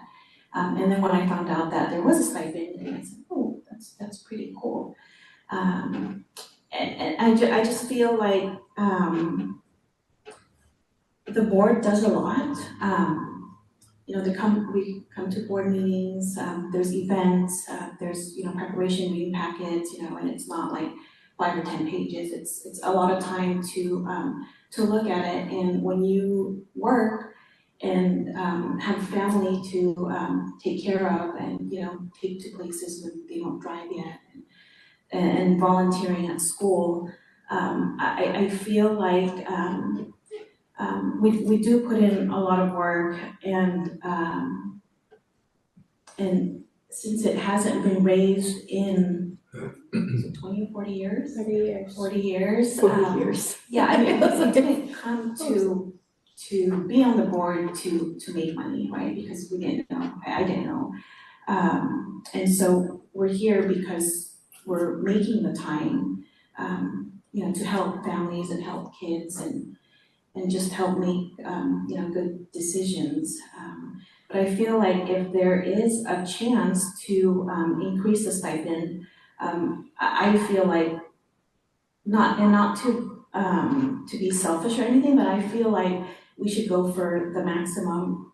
I know we, you know, budget cuts and everything, but, you know, I feel like it's, you know, we get, you know, pennies for our thoughts, just like the song, which is fine, but if, you know, if we have a chance, I would like to see an increase.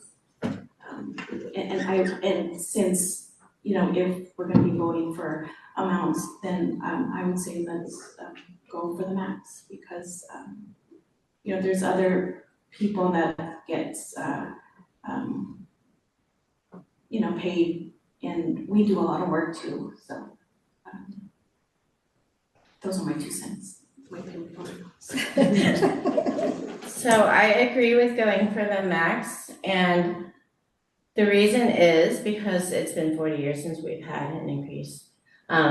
I don't know if it's been said, we make $297 a month here, and I just ran my own numbers, and in the past year I put in, this is just attending things, not even like reading or thinking about things. I attended 85 hours of events or things or volunteering. And then if I were, so that would be about $3.50 an hour for those things. And then including like all the reading and stuff, it's about $2.75 an hour for all the things. And I don't do this for the money. Like I would do this if there was no money at all, because I really love this work. But I think it also should be not a burden on my family, because I also pay like hundreds, like I just extended my doggy daycare so she can sleep over. So that's hundreds of dollars for my dog. And I just feel like I'm in such a point of like, I have so much privilege to be able to do this and to not have to teach and work right now. But I will likely have to go back to work at some point. And I feel like in this point in time, when I am able to commit so much of my time and energy and love and passion to the district so that it's stronger, it should at least be neutral, right? In terms, I shouldn't have to like pay I shouldn't have to sacrifice in order to do that. But then just on top of that, you know, we should be getting at least minimum wage, right? And I don't think this is going to bring us up to minimum wage, but I do think that we bring great value. We wouldn't have Dr. Crossway now if it weren't for our board.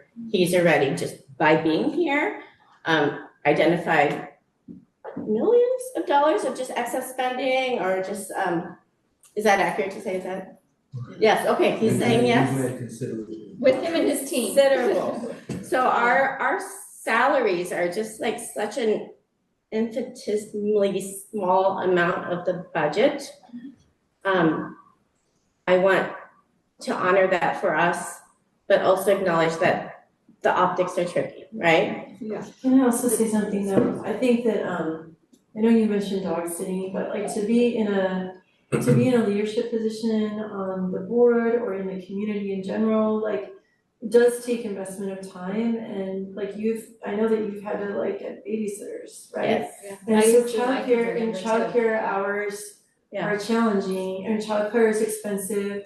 And so like when you talk about people who care a lot about schools, it's a lot of parents, right? And if there's just no way for them to, like, that is asking someone to serve on the board at $290 a month and pay out of their own pocket childcare, like the 200, it was like, it would basically be completely voluntary, like you would not, like, you would possibly go into your own pocket very quickly if you were going to multiple events. Yeah. And then when, last year when Peggy was, vice president, we were struggling to find meeting times and we were finding, a lot of it was like during the weekdays, right? And we were trying to find meeting times that would work for,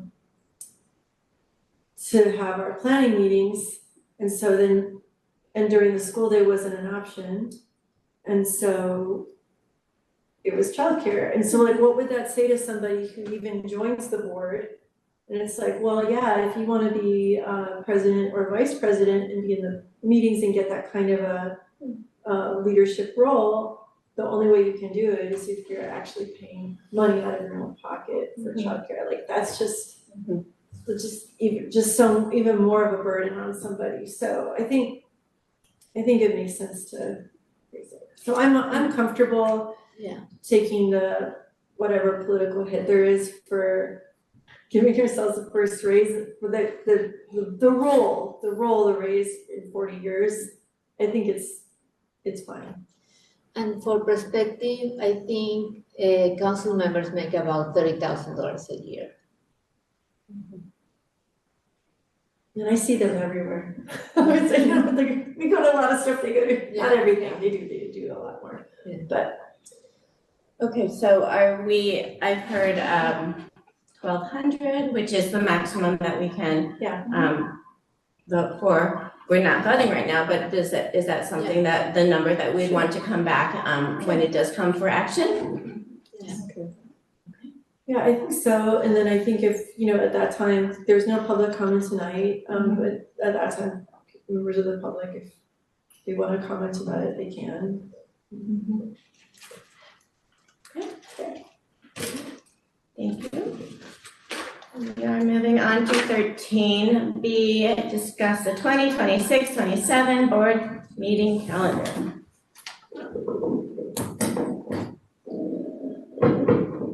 So right now, from what I've gathered, our meetings are not always consistent and they vary from month to month, which can cause confusion for the public as well as the superintendent. And so just for your consideration is a regular pattern, whether it be first, third, second, fourth, blank day of the week. May make it easier for parents, community members, staff to prepare reports, for you to balance your professional and personal commitments, and a good reflection of good governance and professional practice. And as well as support our working families and caregivers and reinforce our commitment to openness and transparency. So I would like to know your thoughts so that we can finalize the governance handbook and schedule the dates for next year as well. Okay, before we move to discussion, are there any public comments on discussion item 13B? Please raise your hand, submit a blue card. Anybody want to speak? Okay, board discussion? Trustee Webster. Okay, I want, so you think pretty much it used to be what, first and third Thursdays, and then, our board meetings were going really long, presentations were long, the discussions were long, everything was long, and our meetings were late, and then our meetings moved earlier, and then it's just, And then there was discussion about like needing more time between meetings for staff to prepare for our board meetings. And so then became like, oh, well, where are opportunities in the calendar where we can spread them out? So there's like, instead of a week, it's every third week or something. So that's my impression of how it evolved into like over time into kind of a less consistent schedule. I am perfectly fine with 2 meetings a month. I think we're here a little later tonight. We had some student presentations. It took a long time. We had a little longer superintendent report. We had a little longer board comments. So, it was like 8 o'clock by the time we got to consent agenda tonight. So we actually moved through all the approval and the discussions pretty quickly once we got into it. But we're still like experimenting with all that stuff. But I think because we're kind of a new board forming and creating, and we have lots of things that there's lots of changes happening in the district. There's lots of innovation and things that we're building. I think regularly having 2 meetings a month would be good for us. And they don't all have to be, packed to the gills. If it's a light meeting, great, but I think consistently twice a month would be, going back to something like that would be fine for me. First and third, second and fourth, or what do you all think? Consistency twice a month, agree with that? First and third. First and third, okay. We'll have to work around, like, there's gonna be a holiday or two, we'll have to work around. Yeah, and that's what it was before, like, it's also like December, we'd only do the one, and it can't be the first, like, December was always the second Thursday, I think some of it a Tuesday based on something, because there's also like compliance things, especially in December, like something has to happen by a certain date, something can't happen until after a certain date, so sometimes that December, so there are dates where it gets tricky. I'm happy either one, first and third or second, fourth, so like if someone has a preference, I don't specifically have Thursday, but it's like I used to back in the day. Same. Okay. So maybe we can kind of leave that up to. Well, I think if we're okay, I think second or fourth would be just a little easier for me in terms of other things that are like, there's a lot of meetings in that first week of every month. So if we're okay with going second and fourth, I'd like that. I also, was that, you said first and third. Are you okay with either? Okay, second and fourth, okay. And also there's, I've been wanting to talk more about things like in a study session type format, and we did come together when we talked about NTSS and CSAs and then also the construction stuff. And we called that a governance meeting, but it wasn't really a governance meeting, it was like a study session. So we've been trying to like find other times where we can talk as a board about specific topics, and that's been very challenging. So I wonder, and this like open for discussion, if it would make sense to just incorporate those study sessions into like every other board meeting if we're also able to get like the business part done on the alternating. I mean, it requires planning ahead, but then we're already convened and not having to schedule something else out and it's accessible to the public. Well, so I do think like some of the discussion items could be sort of like a study session without it being like a formal separate event.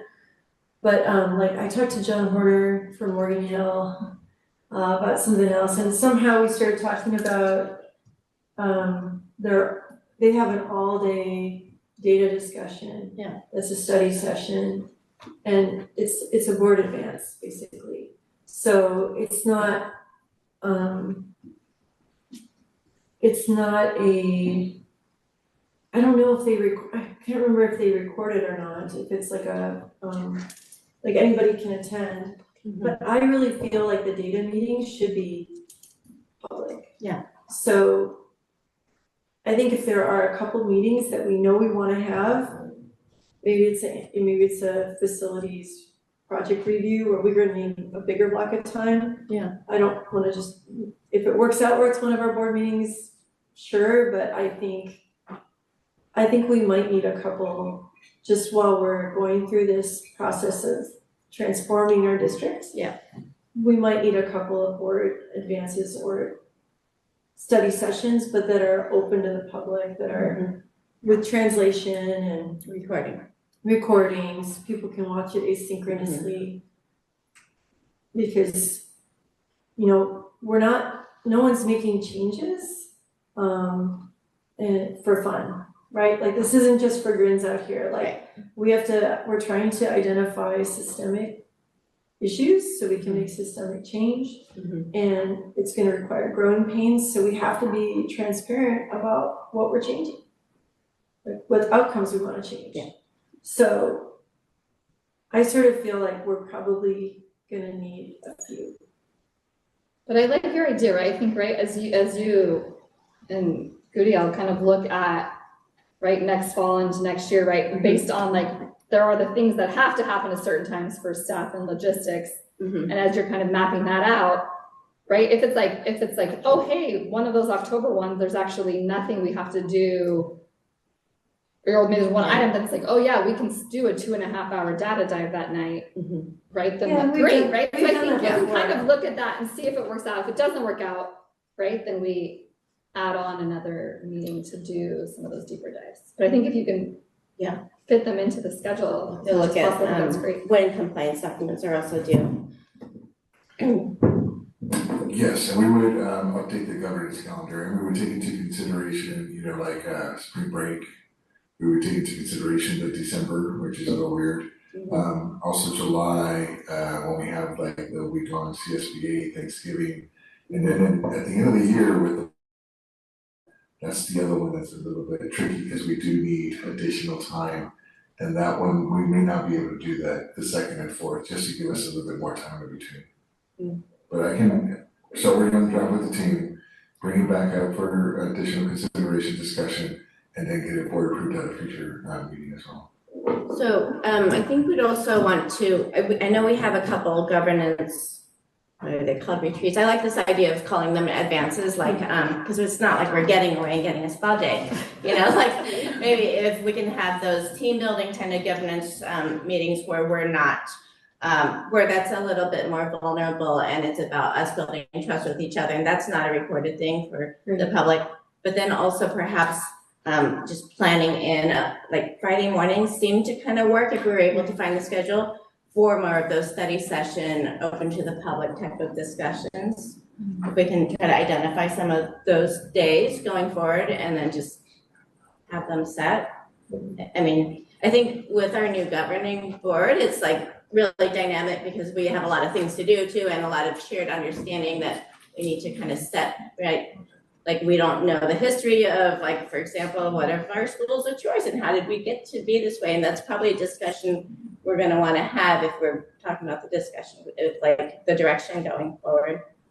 So putting in those data times, putting in governance, maybe a couple governance and a couple Fridays. The governance ones could, because like sometimes we've done governance where it's like a Thursday and a Friday. If we need that long of a window of time, but maybe we try to keep the governance stuff, because that is less, and public's is welcome to be there, but that's less important for public to be there.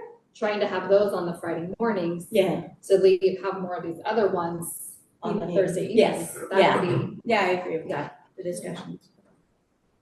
But I also think that, like, if you're wanting to plan a board advance before the start of the school year, like kind of how you have the management team meeting, if you want to do something for the board, that, like, I think the sooner we can get that information to be able to like plan and come up with some of those dates would be great. Or like, let's say we have some things going on.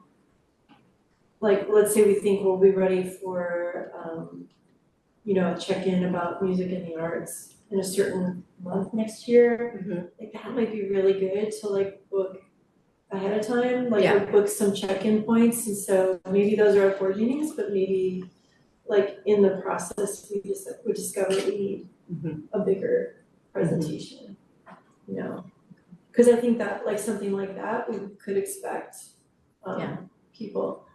I also wonder if you know, what was the equity summit at one point? Lyceum. Not the Lyceum, but yes. Is that what you're I think it was like, I don't know. Lyceum with many Lyceum is names. what? And that, there's some, it's like a Latin word or something, that was a different card. Yes, so, okay, so when we had our first DLAC meeting this year, Isabel and I went to that DLAC meeting, we were approving the minutes from last spring. And in those minutes that we were approving on the screen, it said, you know, what happened, one of the things we really loved last year was the opportunity to meet the board at the big district-wide event that focused on Hispanic families and English learners.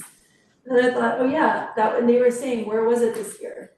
So if we had whatever the, I don't know if it's a convening or an opportunity, but we definitely we were playing a quiz show game, but it was like, how well do you know your constituents, right? We're like, okay, let's go, let's take a guess. And I mean, it was very interactive and fun, but it was a real opportunity to meet with people. So if there's anything like that we're scheduling. The dancing at the end was Apparently the dancing was the best.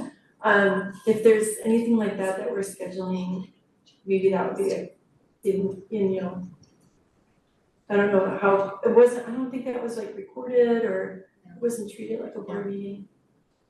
So there's gonna be certain reoccurring events throughout the year that we kind of need to consider in the cadence of our meetings. Yeah, maybe. Yeah, okay. That sounds good. This is a very detailed idea I'm just throwing out there. So my brain goes into like problem solving, right? So going to the like June where you have to have a longer window, and it probably won't work necessarily with this year's like space, but when she was also talking about having some sort of advance or something for the start of next year.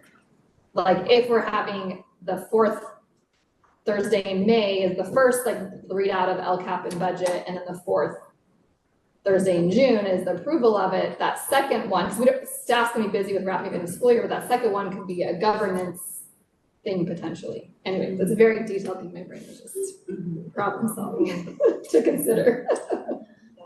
So I'm flexible.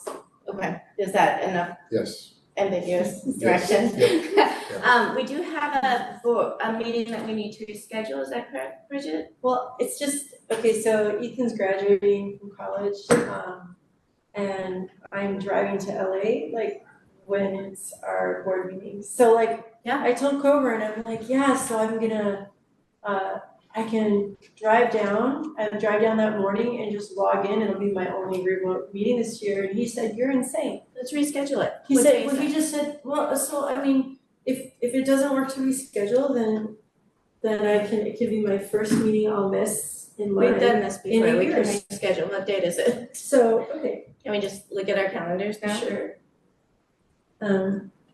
Otherwise, like. And we did that last year, we all of us rescheduled individually. last year.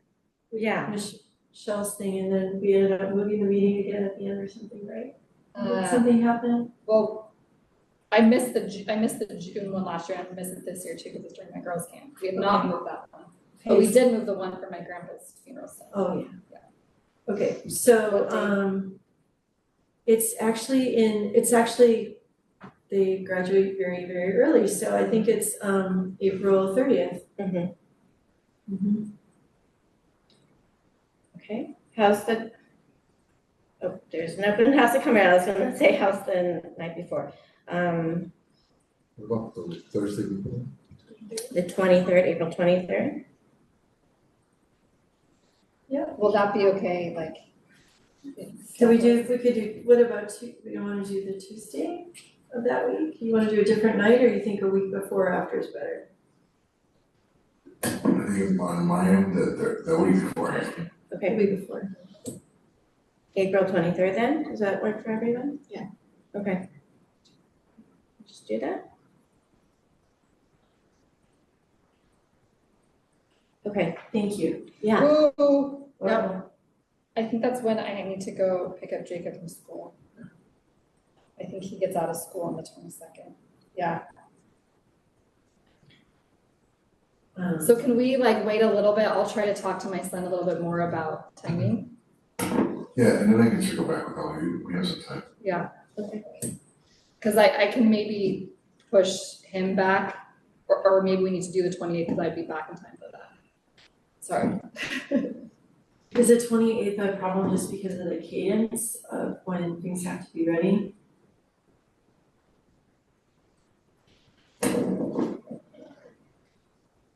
I have another issue on that date, but I can, yeah. No, it's okay. There's just some time. Let's just, everyone keep the 23rd and 28th open for now, yeah? Question, are the open houses on the board calendar correct right now? Like, are there, They should be the updated dates, yes. these are the updated ones, okay. Okay, and there's one other scheduling thing that's not a board meeting, but I wanna start doing board office hours for staff at school sites. So I just wanted to mention that to us all, and then like on Tuesday, Wednesday, Thursdays, perhaps at lunchtime Do you for wanna staff. do you wanna? We also haven't been doing regular ones though. Yes, and regular Let's just do that. Yes, We're doing, yes. are you gonna do the regular ones again? You wanna Yes. pick that up again? Yeah, Okay, wait, so. but what's the best way to schedule that, but amongst us all? Quick question though, if we go back to the other date, if the 28th doesn't work, there is May 5th. It's a Tuesday. Or is that, it's too late, do we go to the next week? Like the next Tuesday? No.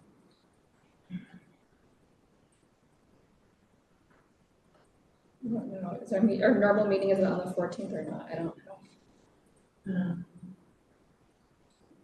We have the 14th, 15th currently, right? Is the governance? Oh yeah, we have governance. Are we doing a governance meeting then? Whatever. So just the Seems like a lot. was originally scheduled. Yeah. Yes?